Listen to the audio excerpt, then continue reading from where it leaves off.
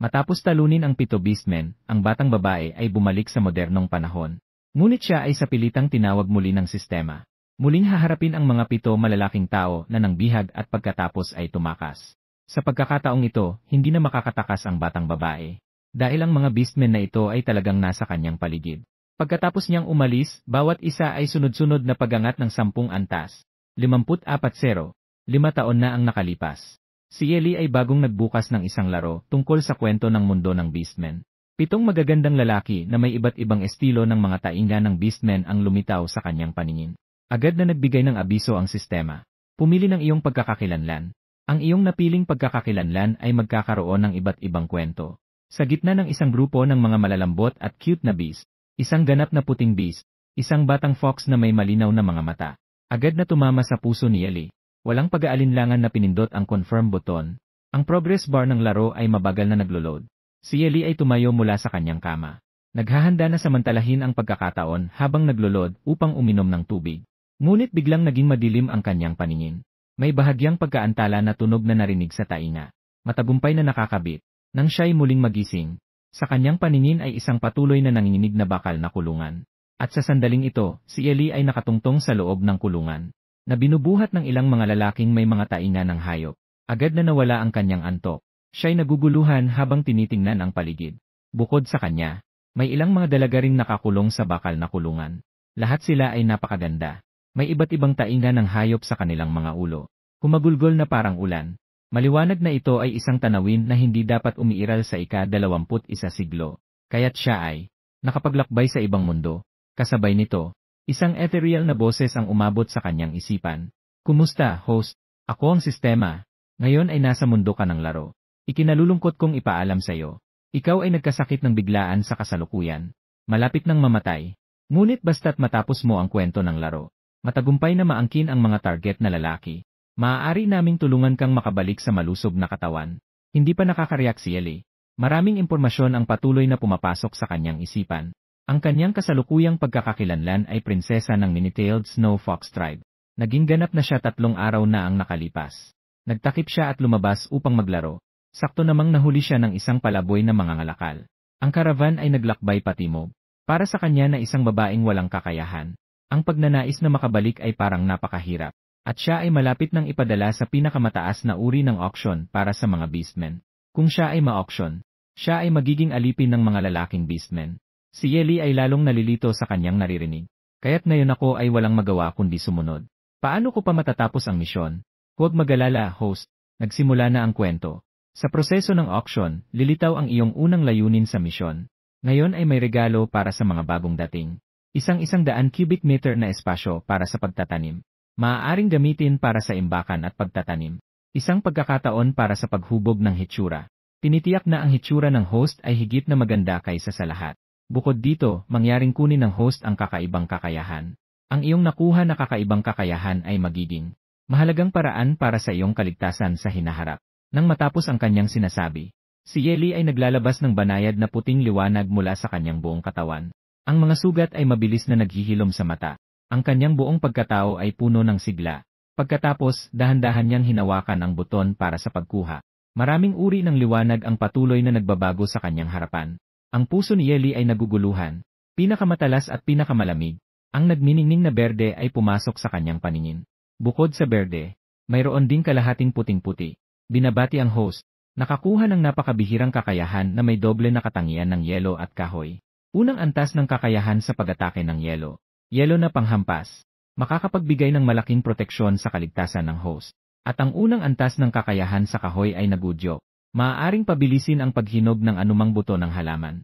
Maaaring gamitin ng host ito kasama ang espasyo ng pagtatanim upang mapuno ang tiyan. Bukod dito, sa bawat pagangat sa hinaharap, ay magkakaroon ng 2 kasanayan na ibibigay sa host. Pabilisin ba? Kaya pala, talagang nagugutom siya. Kinuha ng bidang babae ang buto ng prutas sa tabi ng kanyang paa. Habang ang kapangyarihang may kaugnayan sa kahoy ay pumapasok, ang buto ay biglang nagbunga ng isang sariwang prutas. Nagulat ang bidang babae. Ipinapasok niya ang prutas sa kanyang bibig. Matamis at masarap. Agad niyang pinagana ang kanyang kapangyarihan sa kasiyahan. Patuloy na nagbubuo ng prutas. Ngunit bago pa siya makabuo ng pangatlong prutas, biglang umingay ang babala sa kanyang isipan. Babala, naubos na ang kapangyarihan ng antas isang beast. Malapit nang mawalan ng malay ang host. Nagsimulang manginig ang buong katawan ng bidang babae. 2 prutas lang ang naipon niya at naubos na ang kapangyarihan. Talagang siya ay mahina. Unti-unting naging madilim ang kanyang paningin. Sa isang iglap, nawala ang kanyang kamalayan. Nang siya ay muling magising, nakarating na ang karavan sa auction house. Ginoong Jinxie, ito ang mga babaeng ibebenta sa auction na ito. Bahagyang itinaas ng bidang babae ang kanyang mga mata. Isang asul na buntot ng ahas ang pumasok sa kanyang paningin. Kasunod nito, isang pares ng mapanganib at malamig na berdeng mga mata ang tumingin sa kanya. Labis na nagulat si Ellie. Agad siyang yumuko. Isa siyang snake beastman. Pero nakakatakot ang kanyang buntot na ahas. Talagang gwapo ang kanyang mukha. Isang sandali. Narinig ang tunog ng sistema. Lumabas ang pangunahing lalaki sa estratehiya na numero 1. Teng Sai. Nagtatago ng pagkatao sa labas sa pangalang Jin. Tagapagtatag ng auction house na Jinxie. 7 antas na beastman. Nagmula sa isa sa 4 na pinakamataas na tribo, ang Teng Snake Tribe. Siya ang pinakamayaman at misteryosong beastman sa Beast World. Abala sa kanyang negosyo. Hindi kailanman nagasawa. 5 bituin ang hirap ng estratehiya. Ang misyon ng host ay punuin ang simpatya ni Teng Xi, o makipagkontrata sa kanya bilang kapareha, at hikayatin siyang talikuran ang pag-auksyon ng mga babae. Walang kalakalan, wala ring pinsala. Napahinto si Ellie. Ito ay naguutos sa kanya na itarget ang isang babaeng nagbebenta. Bago pa niya maunawaan ang natanggap na balita, isang malamig at mababang boses ang umabot sa kanyang tainga. Itinaas niya ang kanyang ulo. Hayaan mong makita ko. Para bang iniisip niya na mabagal ang kilos ni Ellie. Isang kamay na may malinaw na mga buto ang humawak sa kanyang panga. Tumingin ka sa akin. Mahinang itinaas ni Ellie ang kanyang mga mata at nakipagtitigan. Ang mga mata ng lalaki ay may malalim na patayo. Matagal. Bahagyang bumuka ang kanyang manipis na labi. Maganda ang mga mata na ito. Tumataas ng isa ang antas ng pagkagusto ni Teng Xi. Natuwa si Ellie sa kanyang puso. Ngunit agad na sumunod. Bumaba ng 5 ang antas ng pagkagusto ni Teng Xi. Ito ang mukha. Bakit ang dumi-dumi nito? Si Jinxie ay hindi natuwa at bahagyang umingay. Inilayo ang mga dahon. Napakadetalye. Ang lalaki ay bahagyang nakakunot ang noo. Bakit wala kang marka ng antas ng pag-aanak? Isa kang depektibong hayop. Bumaba ng 6 ang antas ng pagkagusto ni Teng Xi. Kabuang antas ng pagkagusto ay negatibong 10. Si Ellie ay nag-aalala sa kanyang puso. Paano kaya mababawasan ang antas ng pagkagusto na ito? Ano naman ang sinasabi niyang marka ng antas ng pag-aanak? Ang marka ng antas ng pag-aanak ay para sa bawat babae pagkatapos ng kanilang pagdadalaga. Sa panahon ng seremonya ng paggising, isang uri ng disenyo na nabuo sa lugar ng balikat. Ang host ay dahil sa naunang paggising ng kakayahan. Ang marka sa kanyang katawan ay nakatago. Ang marka ay lilitaw lamang pagkatapos muling isagawa ang seremonya ng paggising. Ngunit sa sandaling ito, ang mukha ni Teng Xi ay hindi na nagtatago ng puot. Hindi mo ba alam na ang aming Jinxie Auction House ay hindi tumatanggap ng mga depektibong hayop? Tumingin siya sa naglalakbay na mga ngalakal. Ang kalidad ng mga babaeng hayop na dinadala ng inyong karavan ay lumalala. Agad na umiti ang naglalakbay na mga ngalakal. Sa anggulo na hindi nakikita ni Teng Xi, masama ang tingin. Nagbigay siya ng masamang tingin kay Ellie. Hindi talaga nais ni Ellie na magpakitang gilas. Ngunit sinabi sa kanya ng sistema, kung ang host ay makakaligtaan ang kwento ng linya ni Teng Xi, hindi na siya makakapagpatuloy sa susunod na pangunahing kwento. Siya ay ituturing na nabigo sa laro. At hindi na makakabalik sa totoong mundo. Kumagat si Ellie sa kanyang mga ngipin. Lumiko siya patungo sa direksyon kung saan umalis si Teng Xi. Sandali lang. Wala akong marka dahil kakagising ko lang sa aking kakayahan. Kapag naranasan ko ulit ang seremonya ng paggising, lilitaw ito. Huminto si Teng Xi. Lumingon at tumingin kay Ellie. Ang kanyang mukha ay seryoso. Narinig niya na ang tungkol sa mga babae na nagigising sa kanilang kakayahan. Ang antas ng pag-aanak ay itinatago. Ngunit ang posibilidad na mangyari ito ay napakababa. Anong uri ng kakayahan ito? Alam mo ba kung anong presyo ang kailangan kong bayaran para sa panlilinlang? Hindi kita nilinlang. Kinuha ni Ellie ang buto ng prutas sa lupa at ginamit ang kanyang kakayahan sa pagpaparami. Sa hindi nagtagal, isang bilog na prutas ang lumitaw. Lumipat ang tingin ni Teng Xi. CJ, kukunin ko ang babaeng ito. Agad siyang umimik sa lalaking nasa likod. Dalhin siya sa pari para sukatin ang kanyang antas ng pag-aanak. Bilang paggalang sa pari. Una, dinala si Ellie sa isang hot spring upang linisin ang dumi. Sa puting singaw ng tubig, isang napakaganda at may magandang katawan na babae ang lumabas mula sa loob. Ang taong ito ay si Yunmi. Siya ay isang usa na may sulok na katawan. Siya ang nagdala kay Ellie sa paligo at pagpapalit ng damit. Mabilis na inalis ni Ellie ang natitirang kaunting tela sa kanyang katawan. Ang buong katawan niya ay nalubog sa mainit na bukal. Sa maingat na pag-aalaga ni Yunmi, Si Yeli ay naging napakaayos at sariwa. Habang tinitingnan ang malinis na pisngi ni Yeli, hindi maiwasan ni Yunmi na mapansin ito. Ang dalaga ay talagang karapat-dapat sa lahi ng siyam na buntot na snow fox. Tulad ng sinasabi sa mga kwento, siya ay kahanga-hanga. Si Yeli ay medyo nagdududa, tunay bang ganoon kaganda? Si Yunmi ay ngumiti at inabot ang isang salamin. Sa salamin, si Yeli ay may mahabang puting buhok. Ang masiglang puting tainga ng fox ay kasabay ng nakakaakit na asul na mga mata. Para siyang isang inukit na porselana na manika. Tapos na ang paligo. Dalaga, sumunod ka sa mga matatanda sa labas. Dito lamang na naisip ni Yeli ang kanyang mga iniisip. Malaking hakbang siyang lumakad palabas. Pakiusap, iunat mo ang iyong kamay. Ito ang aming mga alituntunin dito. Pakiusap, makipagtulungan ka. Ang mga lalaking naghihintay ay nakita si Yeli na ganito. Ang kanilang mga mata ay naging maingat. Nahihiya siyang kumuha ng isang pilak na pulseras mula sa kanyang baywang. Ang pulseras na ito ay hindi lamang makakapigil sa mga galaw ng beastmen, kundi pati na rin ang pagsugpo sa kanilang kakayahang gumamit ng mga espesyal na kapangyarihan. Sinundan ni Yeli ang lalaki sa loob ng auction house. Dumating sila sa harap ng pintuan ng mataas na pari na si Sheng Yun. Nang makita ang dumating, itinaas ni Sheng Yun ang kanyang ulo. Nagtanaw siya kay Yeli. Ang tono niya ay walang emosyon. Ano ang kailangan? Ang babaeng ito ay bagong gising sa kanyang espesyal na kakayahan. Ang kanyang antas ng pag-aanak ay nakatago. Kailangan mong isagawa muli ang seremonya ng paggising para sa kanya. CJ, sumunod ka sa akin. Kumaway si Sheng Yun kay Yeli. Ipinakita niyang sumunod siya. Sa malalim ng silid ay may malaking bilog na platito. Sa patuloy na operasyon ni Sheng Yun, ang gitna ng bilog ay naglalabas ng isang misteryosong lilang liwanag. Ngayon ay maaari nang ilagay ang kamay. Ang palad ng bidang babae ay nakipag-ugnay sa bilog na platito. Ang lilang liwanag ay agad na naging asul. At unti-unting nagbago patungo sa berde asul. Ang antas ng pag-aanak ng mga babae ay nahahati sa pula, kahel, dilaw, berde, asul at lila. Ang mas mataas na antas ng pag-aanak ng babae ay nagbubunga. Ang mga anak na lumalabas ay may mas magandang talento. Ang mga benepisyo ng mga lalaking nakipag-ugnayan sa babaeng ito ay mas marami rin. Ang mga babaeng may pulang antas ay tinaguriang banal na babae. Ang mga lalaking nakipagkontrata sa banal na babae, maaari pang direktang itaas ang antas ng kanilang kakayahan ng isa antas. Gayunpaman, ang bilang ng mga banal na babae ay napakabihira sa buong daan. Kasabay ng pagbabago ng liwanag, ang puso ng bidang babae ay nag-aalala rin. Sa susunod na sandali, sa nakatayong malaking bilog, sumabog ang nakakasilaw na pulang liwanag. Sa mga mata ng mataas na pari, may lumitaw na kaunting pagkamangha. Banal na babae, pati ang sistemang palaging matatag ay hindi na mapakali. Nakapagdala na ng napakaraming host mula sa iba't ibang mundo. Ito rin ang unang pagkakataon na nakita nito ang isang banal na babae na may pulang marka mula sa simula. Si Yeli ay nakaramdam ng matinding sakit sa kanyang balikat. Isang pulang rosas ang lumitaw. Tumingin ang pari sa napakaganda at namumukadkad na rosas na ito. Siya ay bumubulong. Mukhang malaki ang kita ni Jin sa pagkakataong ito. Ang trato kay Yeli ay agad na nakaranas ng makabuluhang pagangat. Ang pilak na pulsera sa kanyang kamay ay pinalitan. Dinala siya sa isang pintuan na may nakasulat na 99.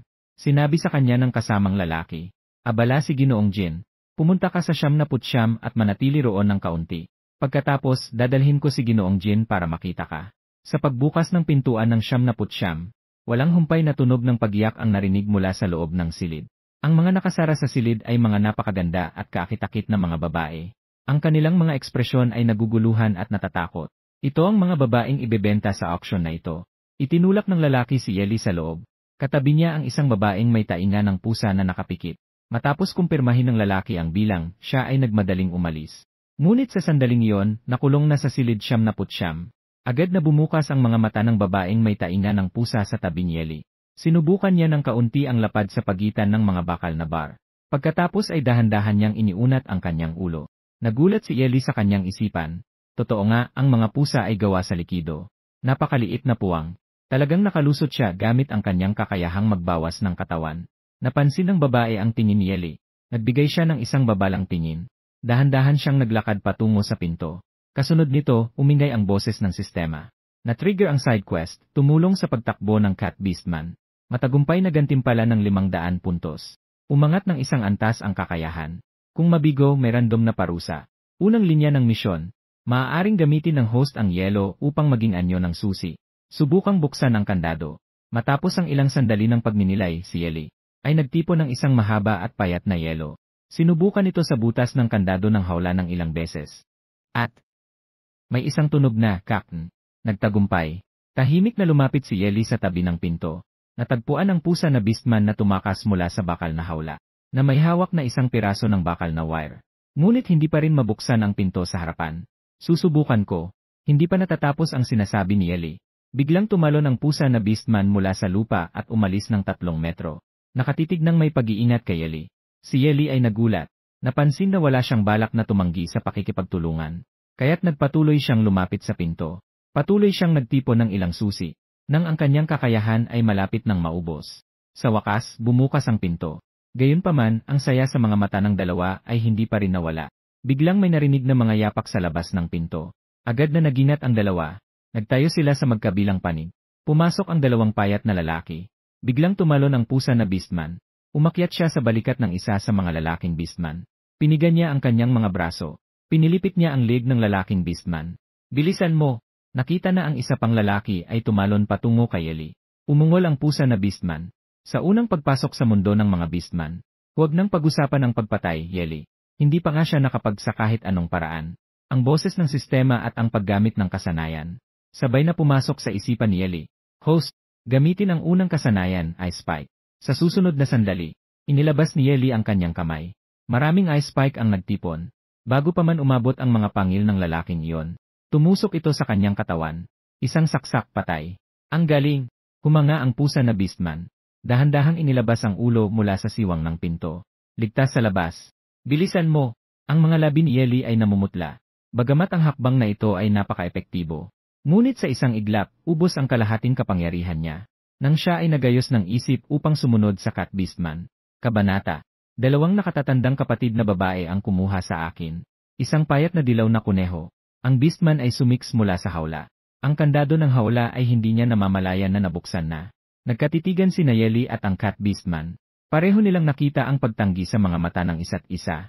Ang sideline na misyon ni Yeli ay tulungan ang cat beastman na makatakas. Wala siyang balak na magpalala ng sitwasyon. Ngayon, bawat minuto at segundo ay mahalaga para makatakas. Umiling si Yeli sa cat beastman. Hinawakan ang kanyang pulso at lumingon upang tumakbo palabas. Huwag kang tumakbo. Hintayin mo ako. Ang lakas mo naman. Ang sigaw ng rabbit beastman ay hindi maliit. Sa isang salita, agad niyang tinakpan ang kanyang bibig. Tumakbo patungo sa direksyon ng dalawang umalis. Hinila ni Yeli ang cat beastman at tumakbo ng mabilis. Umabot sila sa isang tahimik na kanto. Dito lang sila tumigil upang makabawi ng kaunti. Sabi ko, mga kapatid, ang bilis niyo talagang tumakbo. Sa puntong ito, ang rabbit beastman ay pagod na pagod. Ang kanyang mga pisngi ay namumula. Kanina, ginamit niya ang lahat ng kanyang lakas para habulin si Yeli. Pero buti na lang at nahabol nila. Nang makumpirma ang paligid, huminga ng maluwag ang cat girl. Lumingon siya kay Yeli na may magiliw na ekspresyon. Ako si Anki. Yung mga palaboy na negosyante ang nagdala sa akin habang ako'y sugatan at nawalan ng malay. Sila ang nagbihag sa akin. Talagang gusto nilang kumita ng pera ng labis. Kapag nakakita ako ng pagkakataon, kailangan kong parusahan sila ng mabuti. Ikaw, ibinenta ka ba ng pamilya mo? Umiling si Yeli at nahihiyang ngumiti. Ako si Yeli. Ibinihag din ako. Hindi pa nakakapagsalita si Anki.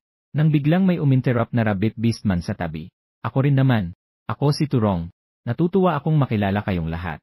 Matapos makabawi ng kaunting lakas si Turong, agad siyang lumapit. Ang kanyang mga mata ay madalas na nakatuon sa mukha ni Yeli. May halong bahagyang selos sa kanyang mukha.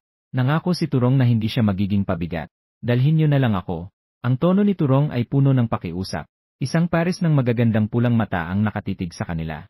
Ngunit hindi pa nagsisimula ang kanilang susunod na hakbang.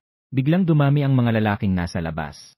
Isa-isa silang naghanap sa bawat sulok na may takot sa kanilang mga mukha. Tila natuklasan nilang may nawawalang babae. Ano ang dapat gawin? Lahat ng tatlo ay may lungkot sa kanilang mga mukha. Maaaring pumunta ang host sa basement. Doon ay may isang underground passage. Matapos makatanggap ng abiso mula sa sistema, agad na hinila ni Yeli ang dulo ng damit ni Anki. Anki, sumunod ka sa akin. Alam ko ang isang underground passage. Sinundan ni Yeli ang utos ng sistema. Matapos ang sunod-sunod na galaw, ang matibay na pader ng bato sa harapan ay talagang nabuksan. Sa loob ng pader ng bato ay madilim.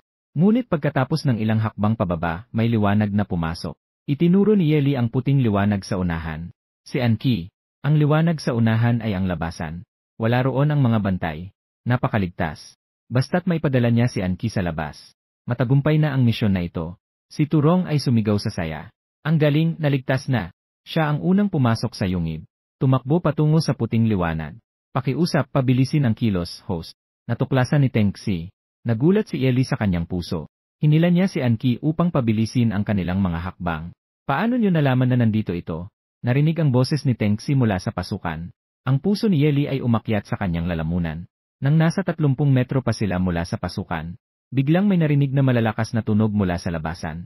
Pagkatapos, isang pader ng bato ang mabilis na bumaba. Mabilis na natakpan ang kalahati ng labasan. Ngunit ang malamig na pakiramdam sa kamay ni Ellie ay biglang naging malambot. Biglang nakaramdam si Ellie ng masama. Lumingon siya. Ang pwesto ni Anki sa tabi niya ay naging isang maliit na kuneho na beastman. Si Turong ay naglabas ng dila. Si Bu ay bumalik at tumakas. Sa oras na ito, si Anki ay nailipat sa 80 metrong layo. Kahit na siya ay tumatakbo ng mabilis. Ngunit malinaw na huli na. Ang kanyang mga mata ay puno ng galit. Hindi alam kung anong kakayahan ang ginamit ni Turong. Nadirekta niyang pinalitan ang pwesto ng dalawa. Sa sandaling ang batong pinto ay malapit ng magsara. Si Ellie ay nagtipo ng 2 haligi ng yelo na kalahating metro ang lapad gamit ang isang kamay. Pinipilit niyang suportahan ang malapit ng magsara na batong pinto. Ang isa pang kamay ay naglabas ng isang baging na ilang dosenang metro ang haba. Si Anki, ipapadala kita palabas. Ang baging ay umikot sa baywang ni Anki. Si Ellie ay malakas na inalog. Si Anki ay lumipad palabas ng batong pinto na parang isang palasong nakalabas sa tirador. Pagkatapos ay biglang bumagsak ang mabigat na pintuan ng bato. Nagdulot ito ng alikabok. Humihingal si Ellie ng malalim.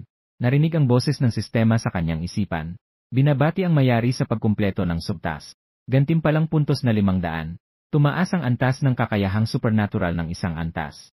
Naging 2 antas na halimaw. Lumawak ang espasyo para sa pagtatanim ng 2 beses. Nagdagdag ng pinagkukunan ng tubig. Nagdagdag ng kakayahan sa pag-aalaga ng isda. Nakakuha ng 2 bagong kasanayan. 2 antas ng kakayahan sa yelo, depensa ng yelo na kalasag. 2 antas ng kakayahan sa kahoy, pagpapagaling. Papalapit na ang anino ng lalaki. Ang mga asul na mata ay tila napakadelikado sa madilim na kapaligiran. Talagang ito ang unang pagkakataon na may babae na nakatakas mula sa auction. Madaling nabasag ni Tengxi ang depensa ni Ellie. Itinaas ang kanyang baba. Sabihin mo, paano mo natagpuan ang pasukan ng basement? Sa harap ng mga tanong ng nag-uusig na masamang ahas na beastman, agad na kumurap si Ellie. Tila siya ay walang sala. Hindi ko ito natagpuan. Si Anki ang nagsabi sa akin, ang pusa na beastman ay nakatakas na. Siya ang nagdala sa akin dito. Wala na rin namang tao dito. Wala ring magagawa si Tengxi para makipagtalo. Tumigas ang tingin ni Tengxi. Siya yung pusa. Hinawi niya ang buhok ni Ellie. Ang pulang totem sa kanyang collarbone ay tumama sa aking paningin. Talagang isang banal na babae. Dahil sa banal na babae, patawarin kita sa buhay. Sistema, antas ng pagkagusto ni Tengxi 30. Kabuang antas ng pagkagusto 20. Pero interesado ako. Kanina, maaari ka namang tumakas. Bakit mo isinasakripisyo ang buhay mo para ipadala ang pusa? Ayaw mo bang umalis? Nagulat si Ellie sa tanong ni Tengxi.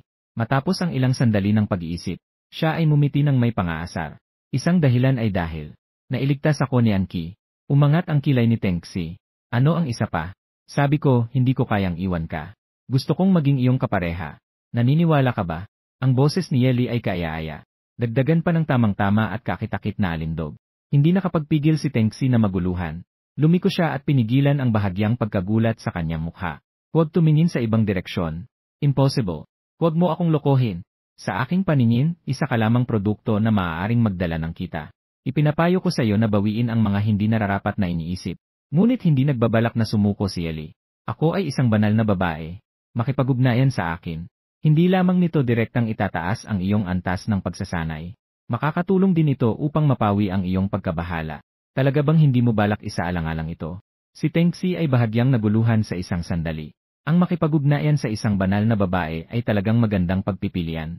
Ngunit hindi siya makapagtiwala ng lubusan kay Ellie. Sa katunayan, ang isang lalaki ay maaari lamang makipag-ugnayan sa isang babae sa buong buhay niya.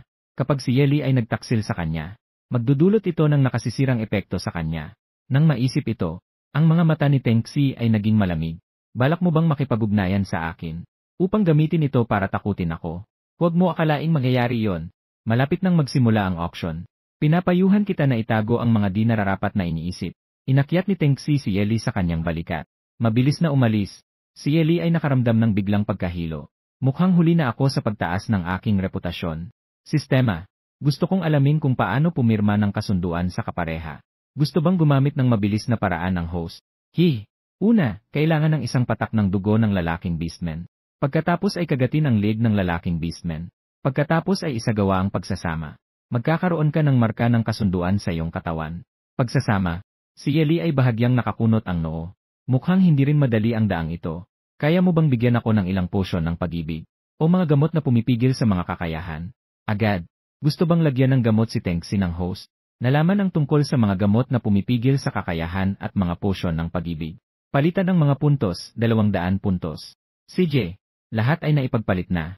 Halos walang pag-aalinlangan si Ellie. Maari pang kumita ng mga puntos sa hinaharap. Sa lalong madaling panahon, may lumitaw na isang asul at isang berdeng maliit na bote sa kanyang kamay. Binuksan ng bidang babae ang dalawang maliit na bote. Hinahanap ang tamang pagkakataon upang takpan ang bibig at ilong. Ibinuhos ang pulbos kay Tengsi. At mabilis na umatras. Awang nagatras si Tengsi. Ngunit naipit siya ng mga baging na tinawag ng bidang babae sa parehong lugar sa loob ng 2 segundo. Sa loob ng 2 segundo na yon, nakapagpasok si Tengsi ng halos kalahati ng gamot. Ang katawan ay biglang naginit. Naglakas loob ka pang lagyan ako ng gamot. Ang temperatura ng katawan ni Tengsi ay biglang naging malamig. Puno ng put. Sa sandaling ito, talagang nagalit siya. Hindi lamang siya nagalit. Mayroon ding nakatagong takot. Kung talagang makikipag-ugnayan siya sa babaeng ito, hindi matitiyak na hindi siya magagamit. Ang maraming taon ng pagsusumikap ay mawawasak sa isang iglap. Hanggang sa sandaling ito, hindi nakalimutan ni Tengsi na banta ang bidang babae. Kung maglakas loob kang pilitin akong makipag-ugnayan, tiyak na makikipagtalo ako sa iyo hanggang sa mamatay ang isda at masira ang lambat. Matapos itaas ng bidang babae ang isang daliri ni Tengsi at durugin ito, uminom ng isang patak ng dugo. Ang mga sulok ng kanyang bibig ay bumangon sa isang nakakaakit na ngiti. Sa ganitong paraan, natapos na ang unang hakbang ng kasunduan. Pagkatapos, lumakad siya sa likod ni Tengsi. Ginamit ang mga baging upang itali ang kanyang mga kamay. Walang pag-aalinlangan na tumungo sa leeg ni Tengsi. Ngayon, kulang na lang ang huling hakbang. Ang kaakit-akit na ngiti ay sumibol sa mga sulok ng bibig ni Ellie. Sa oras na ito, siya sa mga mata ni Tengsi. Para bang isang tao na kapag nahulog ay magdudulot ng kamatayan na walang libingan. Lumayo ka sa akin. Nais ni Tengsi na ituwid ang kanyang katawan. Ngunit hindi pa rin siya makagalaw. Ang kanyang mga berdeng mata ay puno ng mga ugat. Isang anyo na tila handang mamatay.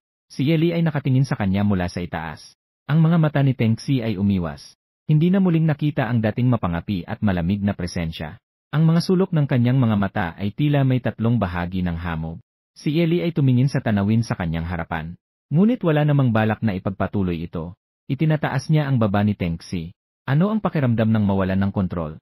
Ang mga babaeng beastmen na ibinenta mo, hindi ba't ganito talaga? Bahagyang kumikilos ang mga pilik mata ni Tengsi. Bumukas ang kanyang bibig na parang gustong tumutol. Ngunit agad siyang pinigilan ni Ellie. Bigyan mo ako ng panlunas sa pampagana. Anong panlunas? Ito ay isang napakabihirang pagkakataon. Basta't pilitin ng host na makipag-ugnayan sa kanya. Ang misyon na ito ay magiging kalahating tapos na. Yumeling si Ellie. Ang hirap ng misyon na ito ay hindi sa pagbuo ng kasunduan, kundi sa kung paano mapapayag si Tengsi na kusang itigil ang auksyon ng mga babae. Kung siya at si Tengsi ay pilitin ang kasunduan, at gamitin ito bilang banta kay Tengsi na itigil ang auksyon ng mga babae. Sa kaibuturan ni Tengsi ay puro galit lamang. Kapag siya ay nakahanap ng pagkakataon na makabawi, maaaring magdulot ito ng kabaligtaran. Isa-isa ang mga pagdududa. Nang marinig ito, wala nang pagdududa. Dito lamang nagamit ang 100 puntos para kay Ellie upang makuha ang lunas. Kinuha ni Ellie ang bote ng gamot at ibinuhos ito sa mga labi ni Tengsi. Inumin mo. Ito ang lunas para sa pampalakas ng damdamin. Bumababa ang pagsusumikap ni Tengsi.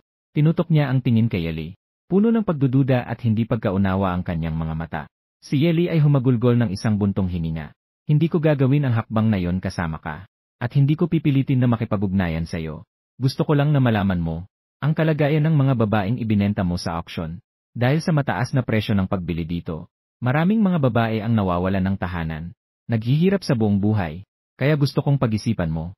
Kung may kabuluhan pa ba ang negosyo ng pag-auction ng mga babae. Madilim ang mga mata ni Tengsi. Maliwanag na may mga sinabi si Ellie na kanyang pinakinggan. Pero sa loob ko, gusto ko pa ring makipag-ugnayan sa'yo. Ang gusto ko lang ay hintayin na ikaw mismo ang kusang loob na magsabi nito gawin ito, saka ko sasabihin. Iniwan ni Ellie si Tengsi. Lumiko siya at umalis. Ayon sa pagkakasunod-sunod ng kwento, ang susunod na target ng host ay ikalawang tagapagmana ng tribo ng Yinglong. Si Long Inye ay nag-iisip tungkol sa kanyang pamilya. Si Yeli ay nakatungo at nag-iisip. Bigla siyang nakaramdam ng malakas na puwersa sa kanyang likod. Hindi makontrol na bumagsak siya sa lupa. Pagkatapos, isang matinding sakit ang dumating sa kanyang leg. Isang patak ng dugo ang dumadaloy mula sa kanyang leg. Jinsei, ano ang ginagawa mo? Si Yeli ay matinding nakikipaglaban. Sinusubukan niyang makatakas mula sa bibig ng ahas. Ang mga pangil ni Jinsei ay nasa leg ni Yeli. Naginiksyon ng isang lason. Si Yeli ay nakaramdam na mabilis na nawawala ang kanyang lakas. Ang kanyang kakayahan sa loob ay biglang naharang.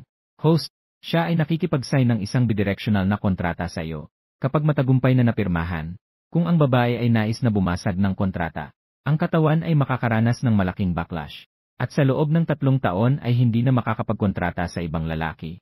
Ang ganitong kasunduan ay may kapalit na pagbagsak ng kakayahan ng mga lalaki. Maituturing din itong isang paraan upang bawasan ang mga lalaking beastmen. Isang garantiya upang maging walang ugat na beastmen. Ngunit hanggat hindi inyo natatapos ang huling pagsasama, hindi maituturing na ganap na matagumpay ang kasunduan. Unti-unting naging madilim ang paningin ni Yeli. Sa huling sandali ng alaala, si Tengxi ay niyakap siya. Tumingin si Tengxi sa payat at maputing leg ng babaeng hawak niya. May pumasok na isipin sa kanyang puso na nais pa niyang kagatin ito. Inamin ko na ikaw ay masarap. Ang sinasabi mo ay may katwiran din. Ngunit ibebenta pa rin kita. Nakipagkasundo na siya sa presyo sa kabila ng tribo ng mga dragon. Ang mga bagay na inaalok ng tribo ng dragon sa pagkakataong ito. Siya ay determinado na makuha ito. Nang muling magising si Yeli, may idinagdag na kadena sa kanyang leg. Ang dulo ng bakal na kadena ay nakakabit sa itaas ng kulungan. Narinig ang ingay mula sa loob ng kulungan. Isang lalaking hayop ang lumapit kay Yeli. Talagang nagising siya sa tamang oras. Susunod na ay ikaw na. Sa sandaling ito, puno ng mga mahalika ang ilalim ng auction stage. Ang mga hayop sa unang 4 na hilera ay talagang kapansin-pansin. Matagal na nag-isip si Yeli, kaya't sa huli, hindi pa rin siya nakatakas sa kapalaran ng pagiging auction. Pero wala namang pakialam. Tamang-tama, makikita na niya ang kanyang pangalawang male lead. Host, tingnan mo. Ang unang 4 na hilera sa ibaba ng stage. Nakasalansan ang mga kinatawan ng mga tribo na namumuno sa Hilaga, Timog, Silangan, at Kanluran ng mundo ng mga hayop. Mga kinatawan ng 4 na pangunahing bahagi. Kabilang dito ang Yonglong tribe na namumuno sa Kanlurang bahagi. Ang Phoenix tribe na namumuno sa Hilagang bahagi. At ang Kilin tribe sa Silangan at ang Tengshi tribe sa Timog. Ayon sa aking kaalaman, nakipagkasundo na si Tengxi sa Yonglong tribe sa presyo. Ngayon ay naglalakad na lamang sa proseso. Bukod dito, ang kabuang antas ng simpatsya ni Tengxi sa host ay umabot na sa 30. Napansin Yeli na may liwanag sa kanyang harapan. Bigla itong tumaas ng 30. Sa auction stage, isang lalaking orsi ang dahan-dahang nagtutulak ng isang bakal na kulungan papalapit. Ang napakagandang babae sa loob ng bakal na kulungan ay lumitaw sa harap ng lahat. Agad na umingay ang atmosfera sa ibaba ng entablado. Nilinisan ng auctioneer ang kanyang lalamunan at ipinakilala sa lahat. Ito ang pangalawang huling babae na ibinibenta sa auction ngayon. Lahi ng puting tigre. Ang antas ng pag-aanak ay napakabihirang kahel. Ano? Kahel. Ang Jingxi Auction House ay talagang kilala sa mundo ng mga hayop. Isang makapangyarihang auction house sa kontinente. Kahit ganitong klase ng babae ay mayroon. Ang lahat sa ibaba ng entablado ay puno ng pagkabigla. Isa-isa nilang kinuha ang kanilang mga placard upang magbid. Ang presyo ay umabot sa 80 milyong beast coins. Isang hampas ng auctioneer ay nagtakda ng presyo. Binabati ang Kirin tribe na ipagtagumpay na mabili. Si Yeli ay labis na nabigla. Hindi niya akalain na mayroon siyang antas ng pag-aanak na kahel. Ang ganitong halaga ng babae ay talagang napakahalaga. Sunod na ang turno ni Yeli. Ang hawakan sa ilalim ay dahan-dahang itinulak. Ang boses ng auctioneer ay naging mas mataas. Susunod ay ang pangunahing produkto ng auction na ito. Ang babae mula sa Ninitailed Snow Fox Clan. Ang pambihirang kagandahan ni Yeli ay lumitaw. Sa sandaling iyon, siya ay naharap sa lahat. Lahat ay huminto ng hininga. Ang kanilang mga mata ay patuloy na lumalaki. Nang makita ang kanyang kaakitakit na pulang marka ng pagkamayabong sa kanyang balikat. Ang mga kinatawa ng tribo ay humahawak ng mga kahoy na plaka. Ang kanilang mga daliri ay nagsimulang manginig sa pananabik. Iyon ay ang banal na babae. Talagang siya ang banal na babae. Ang ors na nagtutulak kay Yeli ay nagwagayway ng kamay upang humiling ng katahimikan. Siguradong alam ng lahat ang halaga ng banal na babae. Kaya't ang panimulang presyo ay medyo mas mataas. 50 milyong beast coins. Si Yeli ay labis na nagulat. Ano bang medyo mas mataas ito? Ito ay 10 beses na mas mataas kumpara sa naunang orsi ng puting tigre. Ngunit hindi inaasahan sa susunod na sandali. Ang tunog ng bidding ay sunod-sunod na umabot. Yinglong tribo 100 milyon. Ang angkan ng Kilin, 3 bilyon. Ang angkan ng Tengshi, 6 bilyon. Ang angkan ng Phoenix, bilyon. Nang ang auctioneer ay nag-iisip na tapusin ang bidding, isang malakas na boses ang umabot sa unang hanay. Ang angkan ng Yinglong, nagalok ng 16 na bilyon. Nang marinig ang ganitong mataas na presyo na 16 na bilyon, ang auctioneer ay hindi nakapag-react ng matagal. Sa kanya naisip na tapikin ang maliit na martilyo sa kanyang kamay. Naibenta sa 16 na bilyon. Binabati ang angkan ng Yinglong. Mangyaring lumipat sa ibaba ng entablado para sa transaksyon. Si Yeli ay muling itinulak pabalik sa ilalim. Ang hawla ay itinulak ng matagal. Kung walang hindi inaasahan, muli siyang nakaharap sa mga berdeng mata. Si Tengxi ay mabilis na tumingin sa kanya at agad na umiwas ng tingin. Sa ilang sandali, ang mga miyembro ng angkan ng Yinglong ay darating para kunin ka. Si Yeli ay nakayuko at mahinang bumubulong. Ibinenta ang kanyang sariling babae. Si Ginoong Lixi ay talagang walang awa. Ang boses niya ay napakababa. Pero narinig pa rin ni Tengxi ng malinaw. Hindi siya tumutol. Tahimik siyang tumingin sa papalapit na anino. Sa gitna ng ilang mga anino, ang lalaki sa kanan ay lalo na kapansin-pansin. Siya ay may mataas at tuwid na pangangatawan. Ang kanyang mga mata ay maliwanag at malinaw na kahel. Ang sistema ay nagbigay ng abiso. Long Yin, 7 antas ng halimaw. Siya ay may purong pagkatao. Siya ang pinakamagaling na lalaki sa bagong henerasyon ng tribo ng Yinglong. Ikalawang tagapagmana ng susunod na pinuno ng tribo. Sa kasalukuyan, wala siyang kapareha. Ang antas ng hirap ng misyon ay 2.5 bituin. Misyon ng estratehiya, punuin ang antas ng pagpapahalaga ni Long Yin o makipagkasundo sa kanya. Kasabay nito, makuha ang mga kaliskis ng proteksyon ni Long Yin. At tulungan siyang maging susunod na pinuno ng tribo. Nagbigay ng sulyap ang matandang Yinglong. Nakamit ang kasunduan. Ibigay mo ang bagay kay Ginoong Jinxi Yinner. Matapos suriin ni Tengxi ang mga bagay sa loob ng kahon at walang mali, sinabi ni Tengxi, pangalan sa ilalim ng alias na Jinxi. Ang matandang Yinglong ay nakangiti at lumingon. Long Yin, maaari mo na siyang yakapin palabas. Nagsimula na sanang kumilos si Long Yin. Ang anak ng dragon na nakatayo sa kabilang panig ng matanda ay mabilis na nagsalita. Matanda, hindi na kita guguluhin, Kuya Yin. Ako na ang hahawak sa maliit na babae. Ang nagsasalita ay may bahagyang payat na pangangatawan. Nakayuko siya at tila gustong yakapin si Yeli. Long Chen, 6 na antas na huli ng tawaso. Maliit ang katawan at makitid ang isip. Palaging pinipigilan ng lakas ni Long Yin. Unti-unting nagkakaroon ng galit kay Long Yin. Siya ang ikatlong tagapagmana ng tribo ng mga dragon, may tusong ugali. Na-trigger ang side quest. Nakakuha ng kalahating pangil ni Long Chen. Gantimpala ng 1,000 puntos. Tumaas ang antas ng kakayahang supernatural ng 1 antas. Itinaboy ni Yeli ang kamay ni Long Chen na umabot. Lumiko at tumingin kay Long Yin. Ibinuka ang mga braso. Gusto kong yakapin mo ako. Pagkasabi niya, bukod sa mukha ni Long Chen na nahulog, mayroon pang magandang pakiramdam kay Teng. Antas ng magandang pakiramdam kay Long Yin, 1-0. Nabawasan ng 5 ang pagkagusto ni Tengki. Kabuang pagkagusto 25. Ang ekspresyon ni Long Yin ay labis na masaya. Inabot ang 2 kamay upang yakapin si Yeli. Tahimik na niyayakap si Yeli ni Long Yin. Sinadyang lumingon upang makatagpo ng tingin kay Tengki. Nagmamatigas na tumingin sa kanya. Pagkatapos ay sumubsob sa yakap ni Long Yin. Ang pagkagusto ni Long Yin ay 1-0. Kabuang pagkagusto 20. Nabawasan ng 5 ang pagkagusto ni Tengki. Kabuang pagkagusto 20. Antas ng pagitim 5. Itinaas ni Yeli ang kanyang kilay. Ano naman itong antas ng pagitim na ito? Patuloy siyang sumubsob sa yakap ni Long Yin. Hindi na siya tumingin kay Tengki na lalong lumalayo. Sa halip, itinaas niya ang kanyang mata patungo kay Long Yin. Ang kanyang mga kilos ay puno ng lambing. Huwag matakot, maliit na babae. Mula ngayon, ang tribo ng mga dragon ay magiging iyong tahanan. Naglakad si Long Yin na yakap si Yeli ng mahabang panahon. Hindi na mamalayan na siya ay natutulog sa kanyang yakap. Bigla siyang nagising sa isang alon ng pagyanig. Ang malamig na hangin ay humampa sa kanyang pisngi. Siya ay nakasakay sa gintong dragon. Sa paligid ay may bahagyang amoy ng dugo. Ang maliit na babae ay umupo ng maayos. Tayo ay inatake. Inabot ni Yeli ang gintong kaliskis. Long Yin, nasugatan ka. Maingat na naghanap si Yeli ng matagal. Nang makita ang nakakasilaw na pula sa ilalim ng kanyang kaliskis, agad niyang ginamit ang pangalawang kakayahan ng kahoy upang tulungan si Long Yin na huminto ang pagdurugo. Huwag mag-alala. Nararamdaman ang pag-aalala ng babae. Si Long Yin ay puno ng sigla. Dagdag pa, ang pagdurugo sa sugat ay huminto na. Ang kanyang bilis ng paglipad ay hindi sinasadyang bumilis. Ano ang mga iyon sa likuran? Lumiko si Yeli, at nakita ang daan-daang itim na ibon na walang humpay na humahabol. Paminsan-minsan ay may naririnig na pangit na sigaw. Iyon ay mga ibon. Ang mga mata ni Long Yin ay puno ng hindi pagkakasiya.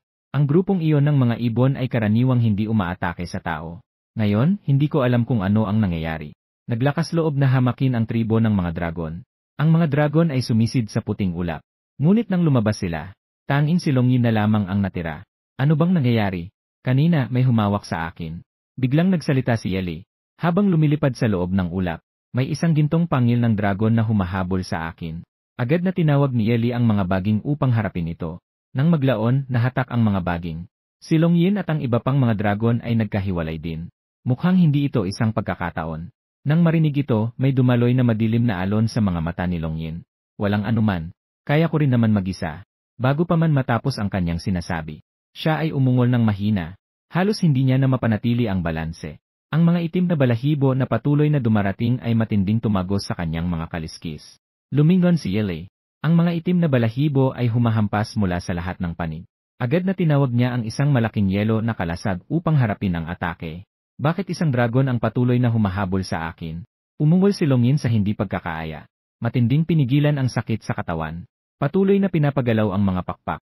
Sinisikap na lumayo sa grupo ng mga itim na ibon sa likuran. Buti na lang siya ay isang 7 antas na dragon beast. Kung hindi, nahabol na siya noon pa. Sa isang iglap, ang mga ugat ng balahibo ay nakahanap ng pagkakataon. Nabasag ang balat ng braso ni Yeli. Nasugatan ka. Nararamdaman ang hindi matatag na paghinga ng maliit na babae. Si Longyin ay nag-aalala sa kanyang puso. Tumingin siya sa ibaba sa isang masaganang gubat. Estado, pumunta muna tayo sa loob para magtago. Nang bumagsak siya, isang hakbang pasulong. Niyakap ni Longyin si Yeli. Tahimik na nakatayo sa isang malaking puno. Isang grupo ng mga itim na ibon ang umiikot sa langit ng matagal. Wala pa ring natagpuan ang dalawa.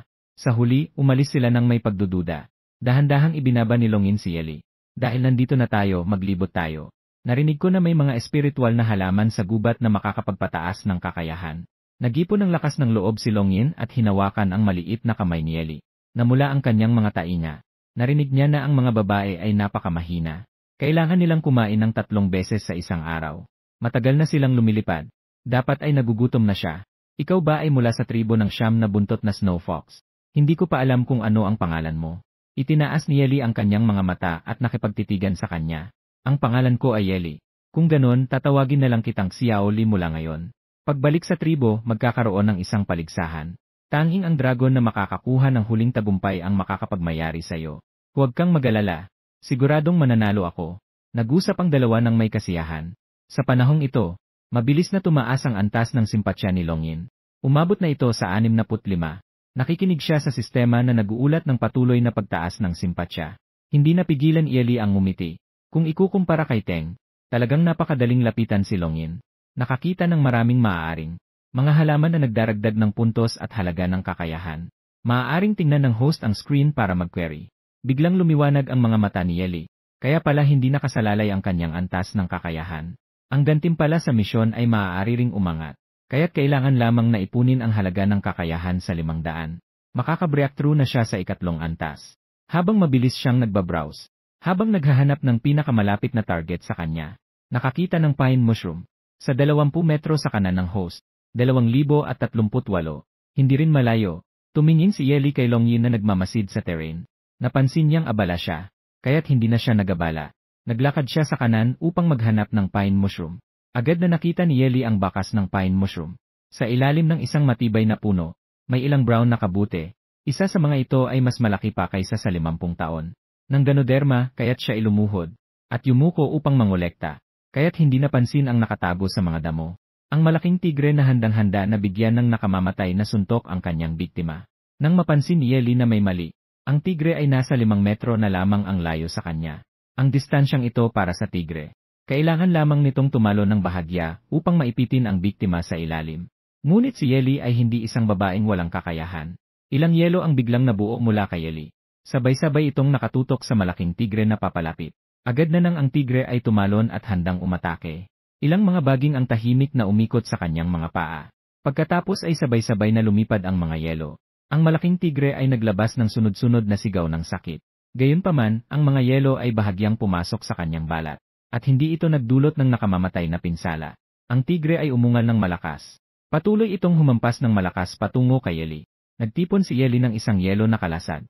Nagsimula na siyang sumigaw ng tulong. Biglang bumagsak ang kidlat sa tigre. Umungal ang tigre at bumagsak sa lupa. Ngunit malinaw na hindi nais ni Longyin na basta-basta itong pakawalan. Isang pangpangil ang sumaksak sa tiyan ng tigre. Dumaloy ang dugo sa mukha ni Longyin.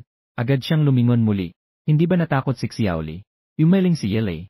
Awang naglunok siya ng laway. Tumingin si Longyin sa kanyang sarili na puno ng dugo. At tumingin siya kay Yeli na malinis ang katawan. Napahiya siyang ngumiti. Mukhang kailangan kong maghanap ng lugar para maghugas.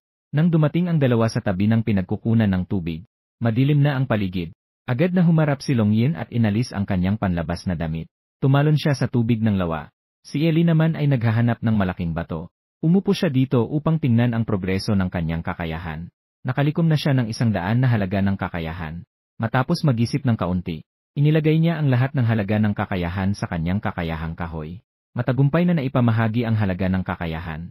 Kakayahang yelo, 100,500. Kakayahang kahoy, 100,500. Nagtanong si Eli sa kanyang sarili. Kailangan pa ng 400 para maitaas ang kakayahang kahoy sa ikatlong antas. Mukhang kailangan pang kumpletuhin ang ilang karagdagang mga gawain. Nakakita ng mga asul na hipon at koi sa 50 metro. Pagkatapos ng unang pagkain, maaaring bigyan ng reward na 0 energy points. 0 points. Magandang gawain ito. Tumalon si Yeli sa tubig upang hanapin ang mga asul na hipon. Matapos ang paalala ng sistema. Nang itaboy ang kaunting damong dagat, natagpuan niya ang mga asul na hipon. Matapos kumuha ng ilang sample ng tubig mula sa lawa, naglaan ng kaunting bahagi ng pinagkukunan ng tubig sa espasyo. Inangkop ito sa parehong antas ng alat ng tubig ng lawa. Pagkatapos, inihagis ang ilang asul na hipon dito. Sa ganitong paraan, maaari na silang kumain ng hipon anumang oras. Ano ang ginagawa ni Ali? Delikado sa lawa. Madilim na ang paligid. Huwag nang lumalim pa. Kung may nais kang isda, tutulungan kitang hulihin. Biglang lumabas si Longyin mula sa tubig. Tumango si Eli. Sa kanyang paningin, napansin ang isang mainit na tingin na nakatutok sa kanya. Lumingon siya pabalik. Ngunit wala siyang nakita, baka nagkamali siya. Si Eli ay naglakad ng ilang hakbang patungo sa direksyong iyon. Ang tubig ng lawa ay umakyat mula sa kanyang baywang hanggang sa kanyang mga balikat. Nakaramdam siya ng panganib. Lumiko siya upang bumalik sa dalampasigan at nakalakad ng ilang hakbang. Bigla siyang nakaramdam na may humahatak sa kanyang bukong-bukong. Akala niya ay si Longyin na bumalik mula sa pangingisda. Lumingon siya pabalik. Ngunit tumama siya sa isang pares ng madilim na asul na mga mata. Ang katawan ng lalaki mula sa kanyang mga balikat pababa ay nalunod sa tubig. Ang kanyang tingin ay masidhi na nakatutok kay Eli. Nakakita ng bagong target na lalaki para sa misyon. Isda, 6 na antas ng pinakamataas na halimaw. Tribo ng mga sirena, madilim at mapanlinlang. Antas ng kahirapan ng misyon, 4 na bituin. Misyon ng pagsakop, pataasin ang antas ng pagkagusto ng isda o makipagkontrata dito. At makakuha ng luha ng sirena. Tumulong sa isda na mahanap ang nawalang bagay. Agad na bumalik si Eli. May nawala ka bang bagay? Nagulat ang isda. Ang kamay na humahawak sa bukong-bukong ni Eli ay hindi sinasadyang humigpit. Isang sandali. Tumalon si Longyin mula sa ibabaw ng tubig. Sino ka? Hinahatak ang aking maliit na kamay. Agad na umabot sa rurok ang selos ni Longyin. Ilang kidlat ang umatake sa isda. Napilitang bitawan ng isda si Eli. Ang buntot ng isda ay bahagyang tumama sa ibabaw ng tubig. Umakyat ang pader ng tubig upang harangan ang lahat ng kidlat. Nais pa niyang makipaglaban. Ngunit bigla niyang naramdaman ang agos ng dugo at enerhiya sa kanyang katawan. Ang tanawin sa kanyang harapan ay naging malabo. Ito ay tanda ng nalalapit na pagtagumpay. Sa takot, gumuho ang pader ng tubig. Ang isda ay naging isang asul na maliit na isda. Sa isang iglap, naglaho ito ng walang bakas. Nakita ito ni Longyin at puno ng pagdududa. Hinawakan niya ang kamay ni Eli. Tara na, maliit na Li. Umakyat tayo sa dalampasigan. Sila ay nag-explore sa kabubatan ng 3 araw. Si Eli ay talagang puno ng mga natamo. Hindi lamang siya nagalaga ng isda, hipon, at mga halaman sa loob ng espasyo. Pati na rin si Longyin nakakakilala pa lang niya ng 3 araw. Ang kanyang pagkagusto ay umabot na sa 80. Dagdag pa rito, nakakuha siya ng maraming puntos at halaga ng kakayahan. Ang kakayahang kaugnay ng kahoy ay umakyat ng direkta sa 2 antas. Nakakuha siya ng bagong kasanayan. Pagsasawalang bisa, maaaring maglabas ng lason kapag ang mga baging ay nakabalot sa kaaway. Pinaparalisa ang mga nerbiyos ng kaaway upang mawalan sila ng kakayahang makipaglaban. At si Longyin ay nakapagplano na ng ruta pabalik. Liit na Li ay bumaba na. Kailangan na nating tumugon sa Dragon Tribe. Si Longyin ay nagdala kay Yeli at lumilipad sa himpapawid. Biglang naging mausisa si Yeli. Yin, bakit ikaw ang pangalawang tagapagmana ng Dragon Tribe? Hindi ba't ikaw ang pinakamalakas sa kabataan ng buong tribo? Kaya pala si Longyin ay may isang nakatatandang kapatid. Ang pangalan niya ay Long Yuan. Ang orihinal na antas ng pagsasanay ng dalawa ay parehong nasa huling bahagi ng ika-6 na antas. Nang maglaon, si Long Yin ay nakahanap ng pagkakataon at unang nakalagpas. Kaya't siya ang naging pinakamalakas na Dragon Beast sa tribo. Malamang nasasali rin si Kuya Long Yuan sa kompetisyon. Siya ang aking matinding kalaban. Ngunit sa huli, ako pa rin ang mananalo. Hindi siya pwedeng matalo. Kung matatalo siya, si Eli ay mapapasa kanya na. Sa oras na yon, hindi niya alam kung siya'y magiging baliw. Lumipad sa ibabaw ng mga bundok na may matataas na taluktok.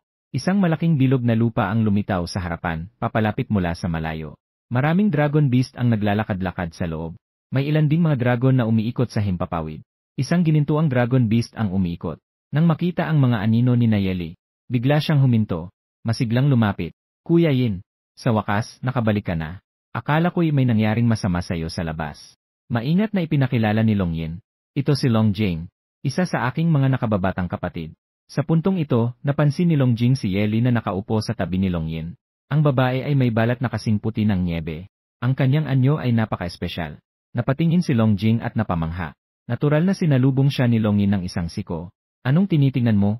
Bilisan mo, tawagin mo ang nakatatandang kapatid na babae. Ang ganda-ganda mo talaga. Si Long Jing ay nag-aatubiling ibinalik ang kanyang tingin. Lumiko siya at nagsalita. Si Brother Yin ay lumipad ng ilang araw at gabi. Umuwi ka na at magpahinga ng mabuti. Nang masabi iyon, huminto si Long Jing sa pagsasalita. At mayroon pang. At sinabi ni Long Yin na kung makikita ka niya, hayaan mong iparating ko sa iyo ang isang mensahe. Sabi niya, nag-aalala siya sa iyo. Agad na nagalit si Long Yin nang marinig iyon. Hindi ko ba siya malinaw na sinabihan na ayaw ko sa kanya? Sa susunod, huwag mo na siyang gawing tagapagsalita. Kung hindi, huwag ka na ring maging kapatid ko. Natakot si Long Jing at napaatras. Hinahaplos ang kanyang ulo, paulit-ulit siyang humihingi ng tawad. Binigyan siya ni Long Yin ng isang tingin na nagsasabing mag-ingat siya. Pagkatapos ay lumiko siya at mabilis na umalis kasama si Eli. Ngunit hindi niya nakalimutang subukang kalmahin ang kanyang emosyon. Aktibong nagulat kay Eli. Huwag kang mag-alala, Xiaoli. Ikaw lamang ang nasa puso ko. Talagang ayaw ko sa Dragon Yin na yon. Siya ay isa sa mga pinsan ko. Noong bata pa ako, itinuring ko siyang tunay na kapatid. Ngunit habang tumatanda, palagi siyang gumagawa ng mga bagay na mahirap intindihin. Naunlok ang bagong tauhan na si Dragon Yin. Nawalan ng ama noong bata. Nag-asawa muli ang aking ina. Kaya naman, kulang ako sa pagmamahal mula pagkabata. Mayroon siyang mapaghimagsik at mapaghiganting ugali. Dahil sa kabutihan ni Long Yin noong bata siya, kaya siya ay umasa sa kanya. Patuloy siyang nakadikit kay Long Yin. Isang isip, tanging nais lamang ay magpakasal sa kanya. Na-trigger ang side quest. Maging kaibigan si Dragon Yin. Hikayatin siyang isuko si Long Yin. Gantimpalang puntos 1,000. Tumaas ang antas ng kakayahan. Nadagdagan ang espasyo ng function ng pangangalaga. Sa panahon ng bagong misyon na ibinigay ng sistema, si Long Yin ay bumalik na kasama si Eli sa kanyang tahanan. Wala namang lamig at kahalumigmigan sa loob tulad ng inaasahan. Kung tutuusin, ito ay napakamaayos at maginhawa. Hindi pa natapos ni Eli ang pagtingin sa ayos ng silid. Agad siyang hinila ni Long Yin sa tabi ng kama. Isinara niya ang mga ilaw sa paligid. Niyakap niya si Eli sa kanyang mga bisig. Ang kanyang boses ay may kasamang matinding pagod. Liit na li, hindi na maaga ang oras. Matulog na tayo. Nakatagilid ang dalawa sa kama. Mahigpit na hinawakan ni Long Yin ang mga kamay ni Eli. Talagang wala silang ginawa. Hanggang sa marinig ang banayad na paghinga. Natulog na si Long Yin. Sa mahabang panahon, hindi kailanman humingi si Long Yin kay Eli ng labis na bagay. Para bang sapat na ang magkahawak kamay. Kinabukasan, nang magising si Eli, nakapagbihis na si Long Yin. Naghanda pa siya ng almusal para sa kanya. Biglang may kumatok sa pintuan ng bakuran. Ang boses ni Long Jing ay may kaunting pagmamadali. Nandyan ba si Kuya Ying? Sabi ng matandang pinuno na magtipon sa plaza pagkatapos ng 1 oras. Nagsimula na ang kompetisyon ng bagong henerasyon ng tribo ng Yinglong. Alam ko na. Sige, ipaalam mo na sa iba. Matapos magbihis ng maayos, hinila ni Long Yin si Eli patungo sa bulwagan ng plaza. Ang mga inuwi ng tribo ng Yinglong mula sa labas ay nahahati sa 2 uri ng pagmamayari ng mga babae. Kung ang babae ay inuwi ng isang lalaki mula sa tribo, ang lalaking iyon ay maaaring pumili na ito ay kanyang pag-aari o ipagkaloob. Tulad ni Eli na binili sa ilalim ng pangalan ng tribo. Ang mga babaeng binili mula sa auction house ay kinakailangang makipagkumpetensya ang mga miyembro ng tribo. At si Eli ang pangunahing tauhan sa labanan ng mga dragon ngayon. Tanging kung si Long Yin ang magwawagi laban sa lahat ng mga kakumpetensya. Saka pa lamang siya ganap na magkakaroon ng karapatan kay Eli sa loob ng tribo. Dumating ang dalawa sa gitna ng plaza. Masiglang kumaway ang pinuno sa kay Eli. Banal na babae, halika na. Tumayo ka sa gitna. Habang si Yeli ay tumayo sa mataas na lugar, biglang nagkaroon ng ingay sa loob ng arena. Si Yeli sa mataas na plataporma ay kasing puti ng nyebe. Kakitakit at kakitakit. Ang mga dragon beast sa ibaba ay may ningning ng kasiyahan sa kanilang mga mata. Hindi nakakagulat na siya ay banal na babae. Talagang napakaganda. Nagsalita ang pinuno ng tribo upang ipahayag. Sa pagkakataong ito, bumili tayo ng 6 na babae mula sa auction house. Magsisimula tayo sa banal na babae. Ang lahat ay magpapakita ng kanilang kakayahan. Kung hindi makakakuha ng pagtanggap mula sa mga babae, may karapatan ang tribo na muling ipamahagi ang mga babae. Ngayon, lahat ng mga solong dragon beast na nais makipagkumpetensya para sa banal na babae, tumayo sa ikalawang baitang. Ang banal na babae ay sapat na upang gawing baliw ang lahat ng mga lalaki. Maraming solong lalaki ang sabik na subukan. Ngunit hindi sila makapagpasimula sa entablado. Si Longyin ay umungol ng malakas. Agad na umakyat sa baitang. Ang kanyang mga mata ay puno ng malamig na banta. Nagdulot ito ng higit pang pag-aalinlangan sa mga dragon beast na nagdadalawang isip. Pagkatapos, tanging 26 na antas ng dragon beast ang may lakas ng loob na lumapit. Isa sa kanila ay si Long Chen. Sino pa? Nang makita ni Longyin na walang anino ni Long Yuan sa mga hamon, nais na niyang huminga ng maluwag. Pasensya na, nalate ako. Isang sigaw ng dragon ang pumunit sa kalangitan. Mula sa malayo, isang gintong higanteng dragon ang mabilis na lumipad patungo sa plaza. Ang mga beastmen ay agad na naginip muli. Si Long Yuan ay matagumpay na nakapag-breakthrough sa ikapitong antas. Ngayong pagkakataon, may magandang palabas na tayo. Ang gintong dragon ay dahan-dahang bumaba sa lupa. Naging isang gwapong lalaki. Pasensya na, Yinji. Kukunin ko na ang banal na babae mula sa iyo. Anong sinasabi mo, Long Yuan? Ito ay talagang para sa mga may kakayahan. Gayunpaman, sa kanyang kalooban, hindi niya alam kung ilang beses na niyang pinagsabihan si Long Yuan. Habang tinitingnan ang gwapong lalaki sa kanyang harapan, ang mga mata ni Yeli ay kumikislap. Napakabihira na makakita ng ganitong maginoo na lalaki sa tribo ng dragon. Si Longyin ay nakatingin sa gilid. Ngunit nahuli ang ekspresyon ni Yeli. Longyin, kabuang halaga ng pagitim, 1-0. Agad na ibinalik ng tunog ng sistema si Yeli sa realidad. Halos nakalimutan niyang mayroon pang halaga ng pagitim. Pero paano tataas ang halaga ng pagitim ni Longyin? Dahil ba sa isang sulyap niya kay Long Yuan? Nagkatitigan si Longyin at Long Yuan. Halos makita ni Yeli ang agos ng kuryente sa mga mata ng dalawa. Nagsalita ang matanda sa tamang oras. Sige na, nagsimula na ang laban. Susunod ay ang bahagi ng paghahati ng mga laban. Magkakaparehong laban. Unang laban, Long Yuan laban kay Long Kui. Walang duda na nakuha ni Long Yuan ang tagumpay sa unang laban. Susunod ay si Longyin laban kay Long Chen. Agad na ginamit ng dalawa ang kanilang mga kakayahan. Biglang nagdilim ang langit. Umuuboy ang mga ulap ng kulog. Sumuko ka na, Long Chen. Hindi ka aking katapat. Para sa huling laban kay Long Yuan mamayang hapon. Ayaw ni Longyin na masyadong gumastos ng kakayahan kay Long Chen. Ang madilim na mga mata ni Long Chen ay nagpakita ng galit. Biglang may isang grupo ng purpurang ulap na mabilis na humahampas kay Longyin.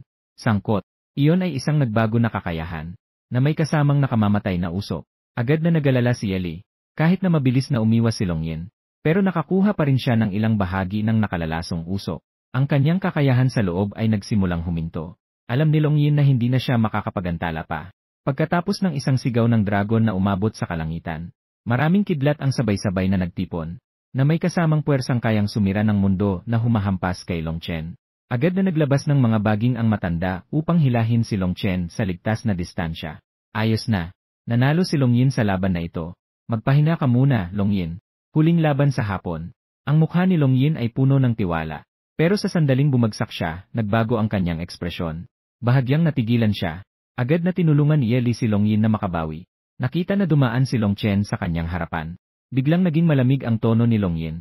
Huminto ka. Ibigay mo sa akin ang lunas. Sa mga mata ni Long Chen na natalo sa laban, may lumitaw na madilim na alon. Walang pag-aalinlangan na kinuha niya ang isang maliit na bote ng gamot mula sa kanyang bulsa. Inihagis ito kay Longyin at agad na umalis. Tinanggap ni Longyin ang bote ng gamot. Sa loob ay may 2 itim na pill.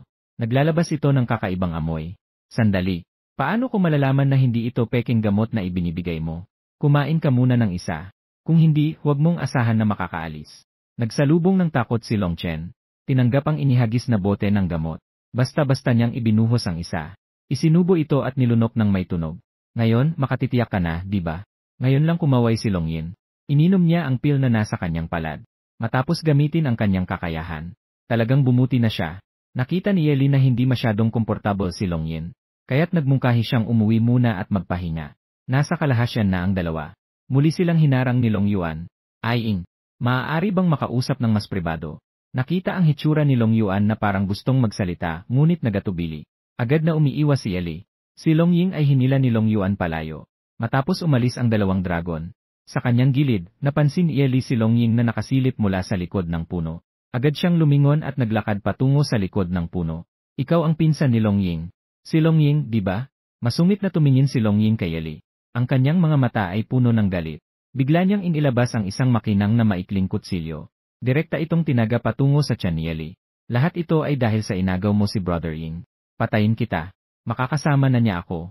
Agad na tinawag ni Eli ang isang maliit na kalasag upang harangan ang atake. Pagkatapos, direkta niyang tinanggal ang maikling kutsilyo mula sa kamay ni Long Ying. Walang magawa, umiling siya. Side quest. Pagsasanay sa may sakit na kontrabida. Nagsimula na. Inabot ni Eli ang payat na pulso ni Long Ying. Ang payat mo masyado. Kailangan mong magdagdag ng nutrisyon. Dalhin mo ito at kainin. Si Long Ying ay naguguluhan habang tinitingnan ang dagdag na basket ng prutas sa kanyang kamay. Nais sanang magsalita ngunit tumigil. Kung walang mangyayaring hindi inaasahan, mananatili ako sa bahay ni Long Ying. Pagdating ng panahon, maaari kang pumunta sa akin para kumain. Maging kaibigan si Long Ying. Ang unang hakbang upang siya ay sumuko sa paghabol kay Long Ying. Una, makipagkaibigan sa kanya. Hindi ko kailangan yon. Si Long Ying ay galit na inihagis ang basket ng prutas sa lupa. Ang mga prutas ay nagkalat sa lupa. Si Eli ay pinipigilan ang kanyang galit. Malalim na nagsalita. Kung ayaw mo, sa susunod, bibigyan kita ng iba. Pagkatapos sabihin yon, hindi na naghintay ng sagot si Long Ying. Si Eli ay lumingon at umalis. Bumalik sa dati at naghintay kay Long Ying. Sa oras na ito, kakatapos lang ni Long Ying sa pag-uusap kay Long Yuan. Kinuha ang kamay ni Eli at unti-unting umalis. Si Long Ying ay nakatingin sa mga likod ng dalawang tao na umaalis. Isang banayad na pakiramdam ng lungkot ang sumiklab sa kanyang puso. Tinitignan niya ang mga prutas na nagkalat sa lupa. Maingat na pinulot. Muling ibinalik sa basket ng prutas. Tahimik na umalis na may dalang basket. Pagbalik sa bahay, nalaman ni Eli mula kay Long Ying ang isang nakakagulat na balita. Si Long Ying ay nagpakita ng pagkabahala at kusang umamin. Sa totoo lang, sinabi sa akin ni Long Yuan kanina. Kung ibibigay ko sa kanya ang 3, sa huling laban mamayang hapon, bibigyan niya ako ng pabor. Kaunti. Agad na nagulat si Eli. Bakit hindi siya magnanakaw? Sumasa ngayon na ako sa kanya. Si Long Ying ay humigpit ang mga labi. Mukhang nagkamali pero hindi nagsisisi. Dati, marami na kaming laban ni Long Yuan nang pareho kaming nasa ika-6 na antas. Pantay ang aming tsansa sa panalo. Pero bigla siyang umangat sa ika-7 antas ngayon. Hindi siya natatakot na matalo kay Long Yuan. Pero sobrang natatakot siyang mawala si Eli. Si Eli ay nagulat lamang ng saglit at agad na bumalik sa kanyang kapanatagan. Kaya't si Long Yuan ay dumating para makilahok sa laban. Para mang-extort ng 300 milyong beast coins kay Long Ying. At saka, hindi ko akalain na talagang makakabigay si Long Ying ng ganitong kalaking pera. Gusto pang magsalita ni Long Ying ng iba. Ngunit bigla siyang nakaramdam ng dilim sa kanyang paningin. Halos matumba siya. Si Ian, anong nangyari? Inalalayan ni Eli si Long Ying. Agad niyang ginamit ang kanyang kakayahang magpagaling.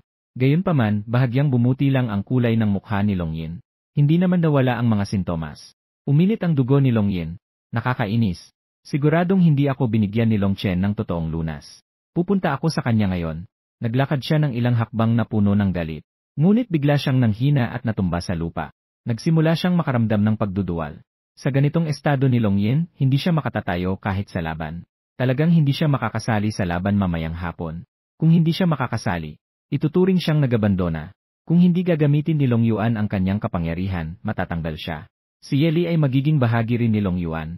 Nakakita sa sistema ng tindahan ng lunas sa lason. Palitan ng puntos 200. Maaari bang itanong kung kailangan ng host? Para sa palitan, pagkatapos ng sinabi, isang basong test tube ang lumitaw sa kamay ni Eli. Ibuhos ni Eli ang likido mula sa test tube sa katawan ni Long Ying. Dahan-dahang nagising si Long Ying. Ang puso ni Eli na nakabigat ay bumalik na sa kanyang tiyan. Sandali, host. Natukoy na mayroong isang uri ng talamak na lason sa loob ng katawan ni Long Ying. Bagaman hindi ito nakamamatay, ito ay lubos na magpapabagal sa bilis ng pagsasanay. Kapag ang lason na ito ay nainom ng 3 beses, ang antas ng pagsasanay ay ganap na titigil. Kaukulang antidote, 1,000 puntos. Ang puso ni Eli ay naguguluhan. Hindi sapat ang kanyang mga puntos upang agad na makuha ang antas na ito ng lunas. Matagal na katahimikan. Isang mahusay na plano ang bumangon sa kanyang isipan. Hapon, bago ang simula ng laban. Mahigpit na hinawakan ni Yeli ang kamay ni Longyin na may mukha ng pag-aalala. Ayen, sigurado ka bang wala kang problema? Nakangisi si Longyin. Huwag mag-alala, Xiaoli. Wala akong problema. Mamaya, susundin natin ang plano. Malakas na inihayag ng matanda. Nagsimula na ang finals. Si Longyin ay nakipaglaban kay Longyuan. Sa sandaling umakyat si Longyin sa entablado. Isang pagkatalisod sa ilalim ng mga paa. Ang katawan ay tila malapit ng bumagsak. Ngunit ito ay kanyang pinapakita lamang. Si Longyuan ay nag-isip na may pagdududa. Tila nag-iisip kung paano magpapalabas ng tubig nang hindi ito mukhang peke. Pagkatapos ng dalawang sigaw ng dragon, ang higanting dragon ay pumutol sa kalangitan. Ang dalawang dragon ay nagkakatinginan mula sa malayo. Ang mga espada ay nakatutok. Matapos ang isang matinding at tahimik na labanan, ang dalawang higanting dragon ay huminto sa kanilang galaw. Sabay-sabay silang dahan-dahang bumagsak. Naging anyong tao muli. Wala ni isa sa kanila ang nasugatan. Para bang ito ay isang simpleng pagsasanay. Itinaas ni Longyuan ang kamay bilang senyales sa matanda. Ako ang natalo. Ang nagulat na matanda ay hindi na nagdagdag ng iba pang salita. Sa halip, siya ay naganunsyo ng huling resulta. Si Longyin ang nanalo sa laban na ito. Binabati kita, Yiner. Mula ngayon, ang banal na babae ay magiging iyo na. Ngunit sa hindi inaasahan, si Longyin ay nagsabi ng isang magandang salita. Bigla siyang humawak sa kanyang dibdib. At masakit na bumagsak sa lupa. Agad na nagdulot ito ng takot sa lahat. Tumakbo si Yeli sa entablado at niyakap si Longyin na parang iyak. Sinadyang itaas ang tono ng boses. Ayin, anong nangyari sa'yo? Manggagamot. Agad na tawagin ang manggagamot. Umalis ang manggagamot kanina dahil may kailangan. Ako na ang bahala. Ang taong nagsasalita ay may magandang mukha. Maayos ang kanyang mga tampok. Siya ay tinatawag na Longshu. Siya ay isang bihirang manggagamot mula sa tribo ng Yinglong. Isa rin siya sa mga nakababatang kapatid ni Longyin. Lumapit si Longshu sa tabi ni Longyin upang siya ay suriin. Ngunit ang kanyang mga kilay ay lalong nagiging masungit. Patuloy siyang humihikbi. Kapatid na yin, ito ay dahil sa lason. Ito ay isang napakalason na uri. Kung hindi makakakuha ng lunas, siguradong mamamatay siya sa loob ng 3 araw. Sa gitna ng tao, nang makita ni Yeli ang anino ni Longchen, agad niyang piniga ang kanyang hita. Agad na napuno ng luha ang kanyang mga mata. Kuya Longshu, pakiusap, tulungan mo si Kuya Longchen. Hayaan mo siyang ibigay ang lunas kay kapatid na yin. Umiyak si Yeli ng napakalakas. Tinitiyak na lahat ay marinig ng malinaw. Agad na lumingon ang lahat ng tao sa lugar. Tumingin sa nagbabalak na umalis na si Longchen. Nakita siyang naguguluhan. Punong-puno ng takot ang kanyang mga mata. Agad na nagdagdag si Yeli ng isa pang pahayag. Si Inji ay hindi na komportable mula nang makipagaway kay Chenje. Nahihirapan ang kanyang espiritual na lakas. Takot siyang mag-alala ako kaya't palagi siyang nagsasabi na walang masama. Hindi ko akalain na ngayon ay ganito. Ngayon, hindi na makaupo ang matandang nakatatanda. Itinaas ang kamay upang tawagin si Longchen. Tungkol sa bagay na ito, kailangan mong magbigay ng paliwanag. Nakita ni Longchen na nahuli na ang sitwasyon. Ang kanyang boses ay nanginginig na. Nagbabalakayo ka. Maliwanag na naibigay ko na ang lunas kay Longying. Wala akong kinalaman sa kanyang kalagayan ngayon. Agad na sumangayon si Longshu. Sabi ko, paano magkakaroon ng 2 lason si Inje? Kaya pala, ikaw ang nagbigay sa kanya ng gamot ng 2 beses. Umiyak si Yeli ng mas malakas. Mingming Inje 6. Lion J. Huwag kang magkakaroon ng problema. Kung sakaling may mangyari sa'yo, ano ang gagawin ko? Sasama na rin ako sa'yo. Nang marinig ito ng matanda, kumabog ang kanyang noo. Ang banal na babae ay ipinagpalit nila sa ilang daang milyong hayop. Gamit ang pandaigdigang pera at isang buto ng dragon. Paano mo masasabing patay na? Longchen, kung may mangyari kay Liner, ikaw lang ang aking tatanungin. Hindi ito. Wala akong balak na kunin ang buhay ni Longsayan. Sa simula, ibinigay ko lang kay Longvayan ang laso ng prutas na pampamanhid. Ang ibinigay kong gamot kalaunan ay hindi naman antidote. Pero hindi rin ito nakamamatay. Sa katunayan, ito ay isang uri na maaaring magdulot ng dahan-dahang. Paano siya makakapagsalita tungkol dito? Kung masabi niya ito, siguradong mas lalala ang kanyang sitwasyon. Si Longshu ay nagsalita na. Tama, ito ay isang uri ng chronic na lason. Kanina, ako ay Yong. Si Longchen ay nanatiling nakatulala sa kanyang kinaroroonan. Sa puntong ito, napagtanto niya na siya ay nahulog sa bitag. Ang atmosfera ay naging labis na tahimik. Ang pinuno ay puno ng galit. Si Longchen, pinapayagan kang gumamit ng lason sa laban. Pero ilang beses na kitang binigyan ng babala. Kailangan mong ibigay ang lunas pagkatapos ng laban. Ikaw naman, naglakas loob ka pang maglagay ng lason ng 2 beses. Hilahin si Longchen pababa. Pagsasampalin ng 30 beses. Ikulong ng 1 buwan sa bilangguan. Kung may mangyari kay Longyin, agad na bawiin ang kanyang katayuan bilang pangatlong tagapagmana. Si Longchen ay nakahandusay sa lupa. Paano naging ganito kaseryoso ang sitwasyon? Ayaw lang niyang magkaroon si Long Yin ng banal na babae. Sa kalituhan, si Long Chen ay umungol ng mahina. Bigla niyang naramdaman ang matinding sakit sa likod. Lumingon siya pabalik. May nakatusok na kutsilyo sa kanyang likod. Si Long Ying ay parang nakakatakot na multo. Kung may mangyari kay Yinje, sa susunod na ipapasok, ay ang iyong puso. Ang pinuno ay nanginig sa galit. Nagbago na ba ang mundo? Hilahin din si Long Ying pababa at ikulong ng 3 araw sa bilangguan. Pagkatapos ikulong, sampalin ng 10 beses. Habang hinahatak si Long Ying, sumisigaw siya. Patuloy na itinuturo ang daliri kay Yeli. Ako ang tunay na nagmamahal kay Long Yin. At siya ay umiiyak lamang sa tabi. Si Yeli at ang iba ay naguluhan sa kanilang lugar. Hindi nila inaasahan ang ganitong sitwasyon kay Long Ying. Nag-aalala ang pinuno at lumapit kay Long Yin. Long Shu, kaya anong uri ng mabagal na lason ang nakuha ni Yinner? Ang lason sa katawan ni Yinje ay isang uri na nagpapabagal sa pagunlad. Kung patuloy na inumin ng 3 beses, maaari pang huminto ang pagunlad. Bagaman ang ganitong mabagal na lason ay hindi kasing masama ng nakamamatay na lason. Ngunit ito ay napakamakabago. Labis na nagalit ang pinuno. Siya ay may napakasamang puso. Si Yinner ang pag-asa ng tribo sa hinaharap. Talagang kailangan ni Long Chen na turuan siya ng mabuti. Agad na dumating ang manggagamot mula sa ibang lugar. Ang resulta ng pagsusuri ay katulad ng kay Long Shu. Buti na lang si Long Yin ay isang beses lang uminom ng ganitong mabagal na lason. Nagbigay ang albularyo ng ilang gamot. Unti-unting pag-aalaga ay makapagpapagaling. Si Long Yin ay dahan-dahang nagising. Malabo ang tingin sa lahat. Wala akong problema. Huwag niyong ipagpaliban ang susunod na laban dahil sa akin. May 5 pang babae na naghihintay na maitalaga. Tumango ang pinuno sa pag-aalala. Si Long Yin at ang banal na babae ay umuwi na upang magpahinga. Mamaya ay ipapadala ko ang gamot na naluto na. Salamat sa iyong pag-aalaga, pinuno. Ayaw ding magtagal ni Long Yin. Hinawakan ang kamay ni Yeli at lumingon upang umalis. Ano sa tingin mo? Magaling ba ang aking pagganap? Pagdating sa bahay, si Yeli ay hindi na nakapagpigil at tumawa. Hinaplos ni Long Yin ang ulo ni Yeli ng buong pagmamahal. Napakatotoo. Si Yeli ay may ngiti sa kanyang mga mata. Kaya't hindi mo ba ako bibigyan ng gantimpala? Ang maliit na fox ay humihingi ng gantimpala kay Longlong Beast Husband. Huwag mo akong yakapin. At huwag mo rin akong idikit. Basta't pupunta sa piitan upang makita ang kaagaw. Dahil ito ay isang sistema ng hayop na tumatanggi sa kompetisyon ng mga babae. Hindi lamang ang matagumpay na pagkuha sa asawang hayop ang makakakuha ng gantimpala. Ang pagtulong sa mga babae na maging independent at matatag ay maaari ring magdala ng kamanghamanghang puntos. Bagaman hindi nauunawaan ni Long Yin kung bakit nagmamalasakit si Yeli sa kanyang katunggali. Gayunpaman, dinala pa rin niya ito sa piitan kung saan nakakulong si Long Yin. Kung alam lamang ni Long Yin ang hinaharap ni Long Yin, na siya ay magiging mapanlikha kay Yeli at hindi bibitaw. Siguradong pagsisisihan niya ang desisyong ito. Sa madilim at mamasamasang selda, si Long Yin ay nakabaluktot sa isang banig na dayami at bahagyang nanginginig. Nang makita si Long Yin, siya ay nagpakita ng kasiyahan. Kuya Yin, dumating ka para bisitahin ako. Ang tingin ni Long Yin ay umikot sa magulo at maruming katawan ni Long Yin. Ang tono ay nananatiling malamig. Pangunahing si Xiaoli ang gustong bumisita sa iyo. Itinuro ni Long Ying ang nasa kabila ng piitan na si Long Chen na may baliw na anyo. Tingnan mo, si Long Chen ay naglagay ng lason sa'yo. Tinulungan kitang maghiganti. Kuya Yin, ako nga ang tunay na nagmamahal sa'yo. Si Long Yin ay nagkunot ng noo sa hindi pagkagalit. Sa susunod, huwag ka nang gumawa ng ganitong bagay. Hindi ko kayang tanggapin ang iyong damdamin.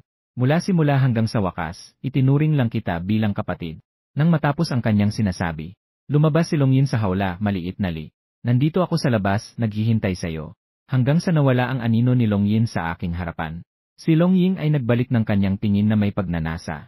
At pagkatapos ay masamang tumitig kay Yeli. Ano ang dahilan ng pagpunta mo dito? Sa kanyang mga mata, si Yeli ang kumuha ng kanyang lalaki. Si Yeli ay walang magawa at walang masabi. Anong silbi ng pagkamuhi sa kanya? Kahit nawala siya, si Long Yin ay hindi pa rin makakasama si Long Ying. Pero hindi niya ito sinabi ng direkta. Sa halip, kinuha niya ang inihaw na karne mula sa basket. Agad na umusbong ang amoy ng karne sa loob ng kulungan. Si Long Ying ay matagal ng gutom na. Pero kahit napatuloy ang pagugong ng kanyang tiyan, umagang-umaga pa rin siyang matigas ang ulo at ayaw tanggapin ang pagkain na inabot ni Yeli. Baka naman natatakot ka pa ring mapuisonan. Itinaas ni Yeli ang kanyang kilay. Pagkatapos sabihin yon, pinunit niya ang isang piraso ng inihaw na karne at isinubo ito. Nagkunwari siyang nasisiyahan. Kung hindi ka kakain, lahat ay kakainin ko. Kahit na mamatay ka sa gutom, bawas na lang ang isang tao na gustong pumatay sa akin. Sa susunod na sandali, si Long Ying ay tumalon pasulong upang agawin ang pagkain mula sa kamay ni Yeli. Ibigay mo na yan. Agad niyang natapos ang natitirang inihaw na karne. Ang lasa ng inihaw na ito ay mas masarap kaysa sa mga nakain niya dati. Gusto mo pa bang kumain? Mayroon pa akong ganito.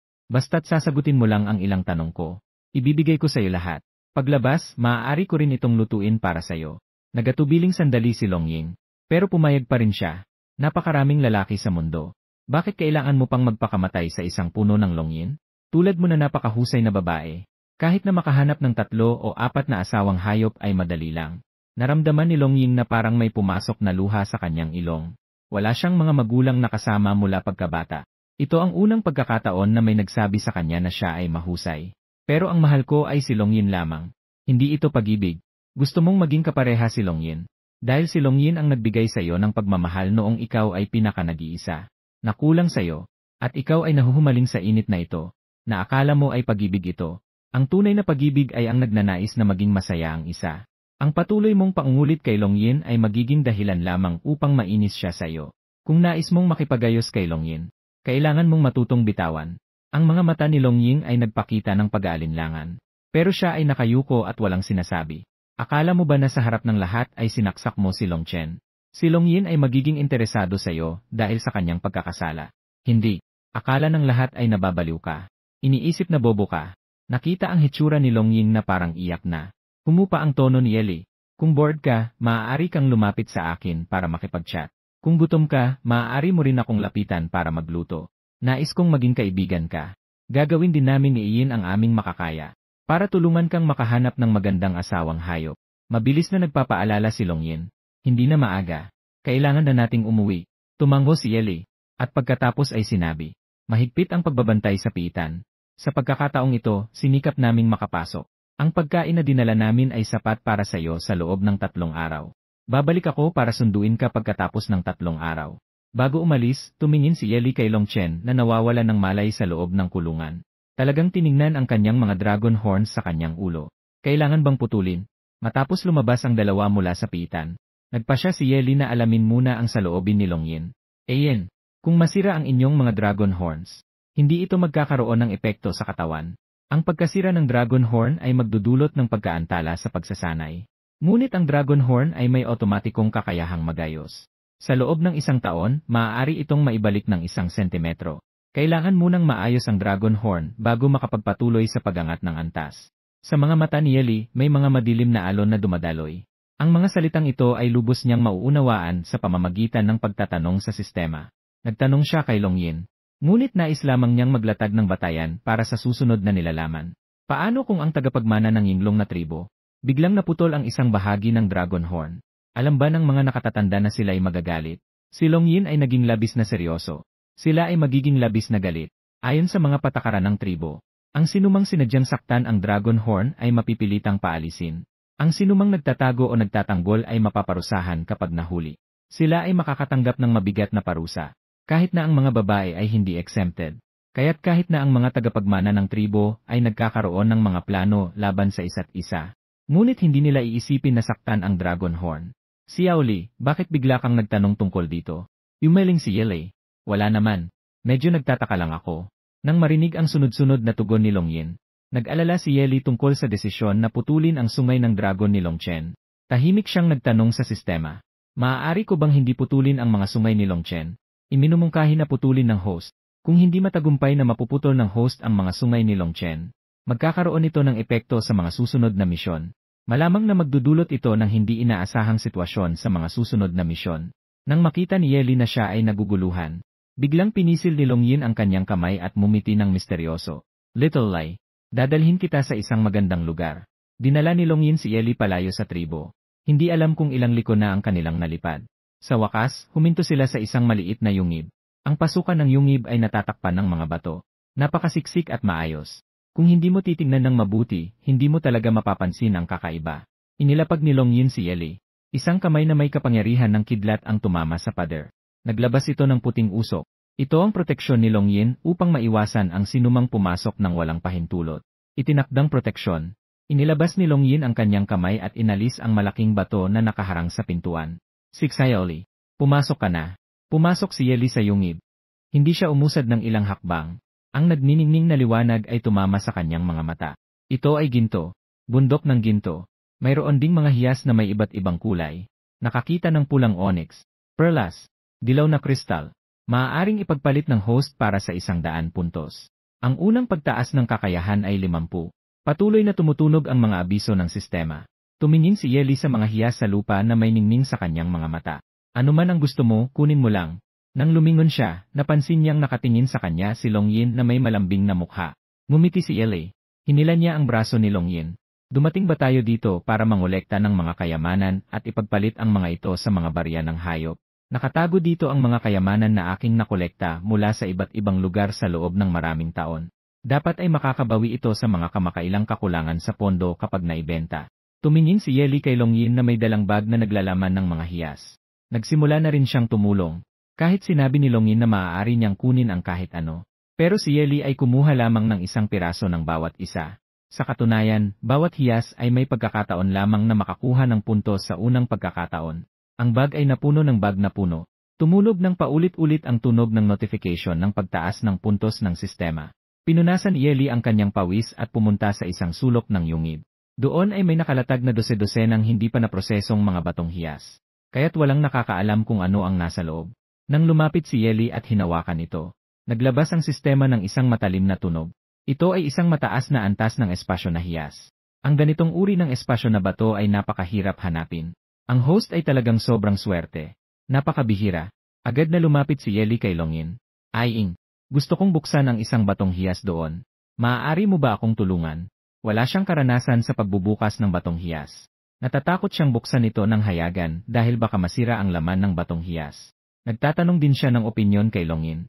Sinundan ni Longyin si Yeli sa harap ng orihinal na bato. Sa kanyang bihasang galaw, isang orihinal na bato na kalahating metro ang taas ay tinanggalan ng kalahati at kaunti pa. Hanggang sa ito ay maging kasing laki ng kamao. Nagsisi si Longyin at umiling. Walang laman ang batong ito. Sayang talaga. Xiaoli, kung hindi, bibigyan kita ng ibang bato. Nakatingin si Yeli sa batong kininis hanggang sa maging kasing laki ng kamao, at tuloy-tuloy siyang nag-isip ng malalim. Talaga bang wala talagang laman? Pero ang pagsusuri ng sistema ay hindi dapat magkaproblema. Ayan. Ituloy mo lang ang pagbukas. Nakita niyang siya ay sobrang determinado. Hindi na rin nagaksaya ng oras si Longyin. Nagpatuloy sa pagukit ng natitirang bato. Sa lalong madaling panahon, ang lilang liwanag ay kumikislap mula dito. Isang itim nilang batong may sukat na 3 sentimetro ang lumitaw. Agad na nagulat si Longyin. Tumingin siya kay Yeli na may pagkamangha. Walang laman. Bato ng espasyo. Ito ay mataas na antas. Si Longyin ay nagtatag ng tindahan ng mga batong sugal sa loob ng maraming taon. Alam niyang mahalaga ang bato ng espasyo. Inilagay niya ang lahat ng kayamanan sa bato ng espasyo. At pinadalisay ang itimlilang bato ng espasyo. Pagkatapos ay naglagay ng manipis na kadena na gawa sa pila. Ginawa itong isang masining na kwintas. Ibinibigay ko sa iyo. Isinuot ni Longyin ang kwintas sa liig ni Yeli. Ang ganda. Hindi siya nagatubiling pumuri. Habang tumitingin sa kanyang babae. Lalo niyang nakikita na maganda. Hindi akalain na ang dragon na ito ay mukhang inosente. Napakaromantiko pa. Salamat, Aying. Hinaplos niya ang kwintas sa kanyang liig at mumiti. Ngayon, ang kwintas na ito ay pwedeng paglagyan ng lahat ng iyong kayamanan. Hindi ka ba natatakot na kunin ko ang iyong kayamanan at tumakas? Inabot ni Longyin at niyakap si Yeli. Maliit na Li, huwag ka nang magbiro ng ganyan. Maaaring mawala ang kayamanan. Pero ikaw ay hindi pwedeng mawala. Kahit na talagang tumakas ka. Kahit saan sa mundo. Ibabalik din kita. Hindi na maaga. Nagpabago ng anyo si Longyin bilang dragon. At dinala niya si Yeli na lumilipad patungo sa palengke upang magpalit ng beast coins. Pagkatapos, balak niyang dalhin si Yeli. Pumunta sa kanyang sariling tindahan ng mga batong sugal upang tingnan. Sa pagkakaroon ni Yeli ng ganitong talento sa pagbubukas ng bato, baka sa hinaharap, ang tindahan ng mga batong sugal ay makapagdoble ng kita. Matapos ang isang araw ng pangangalap ng mga bato, nakakuha si Yeli ng 3,000 puntos at 2,000 halaga ng kakayahan. Agad na itinaas ang kakayahang yelo sa 3 antas. Ang pagtatanim ng espasyo ay nagbigay ng kakayahang pangkontra sa pagkabulo. Nakakuha ng kakayahang yelo na kandado at kakayahang kahoy na panlaban sa lason. Ang dalawa ay bumaba sa harap ng isang malaking pawn shop. Isang lalaking puting tigre ang mabilis na lumapit nang makita si Longyin. Ano po ang nais ninyong ipawn? Si Longyin ay nagwagayway ng kamay. 5 malalaking bag ang lumitaw sa gitna ng 3 tao. Magsalita na tayo ng tuwiran. Gaano karaming barya ng hayop ang maibabayad mo para dito? Ibinasura ng mayari ng pawn shop ang isang bag sa lupa. Detalyado niyang kinakalkula ang halaga ng bawat hiyas. Ang mga mata ng boss ay kumikislap ng talino. Pero agad din niyang binalik ito. Nagkunwari siyang parang walang nangyari. Matapos ang pagmamasid, nagbilang siya gamit ang mga daliri. Ang 5 bag na ito ay nagkakahalaga ng 20 milyon para sa inyo. Nang marinig ito, hinila ni Longyin si Yeli at nagbanta na aalis na. Dahil ayaw ng boss na makipagkalakalan ng tapat. Kailangan na naming umalis. Agad na nagalala ang boss ng pawn shop. Huwag kayong umalis. Kaya't magbigay kayo ng halaga. May mga bagay na pwedeng pag-usapan. Ipinakita ni Longyin ang 5 daliri. 500 milyon. Mayroon akong kabuang 50 bag ng ganitong kayamanan. Lahat ay pwedeng ibenta sa inyo. Ngunit ang kondisyon ay kailangan niyong panatilihing lihim. Nag-usap kami ng matagal tungkol sa presyo. Sa wakas, sumigaw ang boss na may sakit sa puso na nagkasundo na. CJ, 500 milyon ay 500 milyon. Ibinigay ang 100 piraso ng malaking halaga ng Beast World tickets kay Longyin. Tumango si Longyin na kontento. Ibinigay ang Beast World tickets kay Yeli. Hinawakan ang kanyang maliit na kamay at mabilis na umalis. Ang boss ay masiglang nagpaalam sa mga bisita. Ngunit siya ay nagnanais ng espasyo na bato sa kamay ni Longyin, na kayang magdala ng napakaraming alahas ng sabay-sabay. Hindi bababa sa isang mid-level na. Inatasan niya ang kanyang katulong. Nalihim na sumunod sa likod ng dalawa upang alamin ang kanilang pagkakakilanlan. Dinala ni Longyin si Yeli sa kanyang gambling stone pavilion. Mula sa malayo, narinig ang mga sigawan. Nang lumapit at tumingin, si Long Zai, ang pangalawang alagad ni Longyin, at ang kanyang babaeng kasama na si Chai Tingting. Si Long Zi, nang makita ang dalawa, parang nakakita ng tagapagligtas, agad siyang lumapit. Kuya Yin, siya ang bisitang nagbasag ng orihinal na bato, at ayaw pang magbayad. Tumingin sa direksyong itinuro ni Long Zi, isang male orsi na may pangalang Boar. Sa kanyang tabi ay may isang orihinal na bato na nabasag sa gitna. Ang Boar Ors ay may tono ng pagiging walang hiya. Anong bibilhin? Hindi ko naman sinasadyang sirain ang orihinal na bato. Kayo ay talagang nanggugulo. Nang lumipat ang tingin ng Orsi na baboy ramo kina Longyin. Nang makita ng malinaw ang mukha ni Yeli, ang kanyang maliliit na mata ay biglang lumaki. At nilagok pa ang kanyang labi. Pahiram niyo sa akin ang magandang ito ng 2 araw. Hindi lang ako magbabayad. Bibilhin ko rin ang natitirang 10 piraso ng orihinal na bato sa inyong tindahan. Naghanap ka ng kapahamakan. Ang pigsa ng sibat ay sumigaw ng sakit. Sinaktan mo ako. Ang pigsa ng sibat ay nag-isip na magsalita. Nakaharap siya kay Longyin na may isang madilim at nakakatakot na mukha. Agad na naisip na huwag nang magsalita. Si Yeli ay nagkaroon ng 2 piraso ng orihinal na bato. Hayaan, tumulong sa pagsusuri. Host, ito ay isang bihirang elemento na bato. Berde na bato. Naglalaman ito ng malakas na elemento ng kahoy at elemento ng kidlat. Ang presyo sa merkado ay 5 milyon. Ang halaga ng buhay ay 5 milyon. Si Yeli ay tumingin kay Longzi nang marinig ito. Magkano ang halaga ng batong ito? Mabilis na lumapit si Longzi. 2,075. Pinakalma ni Yeli ang kanyang takot. Matapos ipagbilin kay Longzi na ingatan ang batong ito, lumapit siya kay Longyin at bumulong. Huwag itong ibenta. Pagkatapos, unti-unti niyang pinalakas ang kanyang boses. Kuya Yin, dahil nagpasya na siyang ayaw magbayad. Pagsasampalin na lang natin siya. Kahit na masaktan siya, hindi tayo mawawalan. Pagkatapos niyang magsalita, umiti si Yeli nang may pangakit sa Boar Beastman. Sa tingin ko, maaari. Malakas na inikot ni Longyin ang kanyang pulso. Naglabas ito ng sunod-sunod na tunog na crack ni. Labis na natakot ang Boar Beastman. Naging anyong hayop siya at naghangad na tumakbo. May plano na si Yeli. Ginamit niya ang ikatlong kakayahan ng yelo, ang Ice Lock, upang mahuli ang boar. Magbabayad ako. Hindi ba pwede na magbayad ako? Habang tinitingnan ang papalapit na si Longyin, ganap na nagpanik ang Boar Beastman. Patuloy na nakangiti si Yeli. CJ, bayad sa pinsala. Ang ibabalik na halaga ay 100,000. Hindi na naglakas loob ang mga Orsi na may pangalang Spear Pig na gumawa ng kalokohan. Basta na lang niyang inalis ang supot ng pera at itinapon ito kay Longyin. Para sayo, para sayo. Eksaktong 100,000 ang laman nito. Pakisama na akong palayain. Matapos palayain ang mga Orsi na Spear Pig, bumulong si Yeli ng ilang salita sa tainga ni Longyin. Pagkatapos, nakarating ang balita na pansamantalang nagsara ang Stone Gambling Pavilion. Sa loob ng Stone Gambling Hall, ang lahat ay nakapaligid sa orihinal na bato na nahati. Ang kulay ng 2 kalahating bato ay iba-iba. At si Yeli ay malapit nang ipakita sa kanilang harapan ang kanyang kahangahangang talento sa pagsusugal ng bato. Hipag, sinasabi mo bang ang mga bato dito ay mas mataas ang halaga kaysa sa nakasaad na presyo? Tumango si Yeli at nagsimulang magimbento. Hindi kita niloloko. Ang pamilya ko ay dati ring may negosyo sa pagsusugal ng bato. Kaya't may kaunting kaalaman ako tungkol sa pagsusugal ng bato. Katatapos ko lang suriin ng mabuti. Ang batong ito ay tiyak na may malaking halaga. 6,000. Halika, buksan mo ang bato. Habang unti-unting nalalagas ang balat ng orihinal na bato, unti-unting lumilitaw ang isang batong may halo ng asul at lila. Ang lahat ay humihingal sa gulat. Asul na kidlat na bato. Ang maliit na ito ay sapat na para sa kanilang kita sa loob ng 3 buwan. Si Longyin ang unang bumalik sa katinuan. Sixayoli, pakisilip mo ang natitirang mga orihinal na bato. Si Yeli ay sunod-sunod na hinawakan ang bawat bato. At ito pa, ang halaga ng mga batong ito ay higit pa sa kanilang sariling presyo. Hipag, ang galing-galing mo talaga. Si Longzi ay namangha sa mga orihinal na batong itinapon.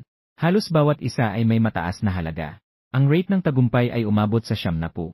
Siyempre, ang 1-0 ay sinadya ni Yeli. Nandyan si Yeli. Ang kita ng kanilang tindahan ng mga bato ay tiyak na dadami ng ilang beses.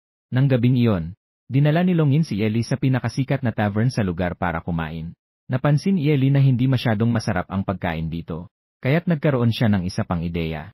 Si Ian, sa hinaharap, maaari tayong magtayo ng isang restaurant dito. Ipapakilala ko sa iyo ang mga pagkain. Tinitiyak kong mas masarap ito ng 10 beses kaysa dito. Sa wakas, kapag sapat na ang pera natin, maaari nating bilhin ang buong kalye.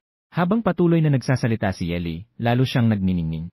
Ang kanyang mga mata ay puno ng pag-asa para sa hinaharap. Nakatingin sa kanyang masiglang anyo. Sa kaibuturan ng puso ni Longyin, siya ay matamis at mainit. Ang magkaroon ng isang babae tulad ni Yeli, tunay na parang nag-aapoy ang kanyang ninuno. Kailan ba talaga siya makakapag? Siksiyaoli sa huli na hakbang. Kung talagang hindi kaya, baka bumili ng kaunting gamot sa pag-ibig. Ang oras ay mabilis na lumipas. Dumating ang araw na si Longyin ay nakalaya. Nakatayo si Yeli sa piitan, naghihintay kay Longyin tulad ng sinabi niya dati. Dati, si Longyin ay kasama niya. Pero sa gitna ng daan, tinawag siya ni Longzi. Dahil may 2 bagong pagawaan na binuksan. Si Longyin ay abala kamakailan. Kaya hindi na siya makadikit kay Yeli tulad ng dati. Hindi na siya makasama kay Yeli sa lahat ng oras. May mga alituntunin ang tribo ng Yinglong.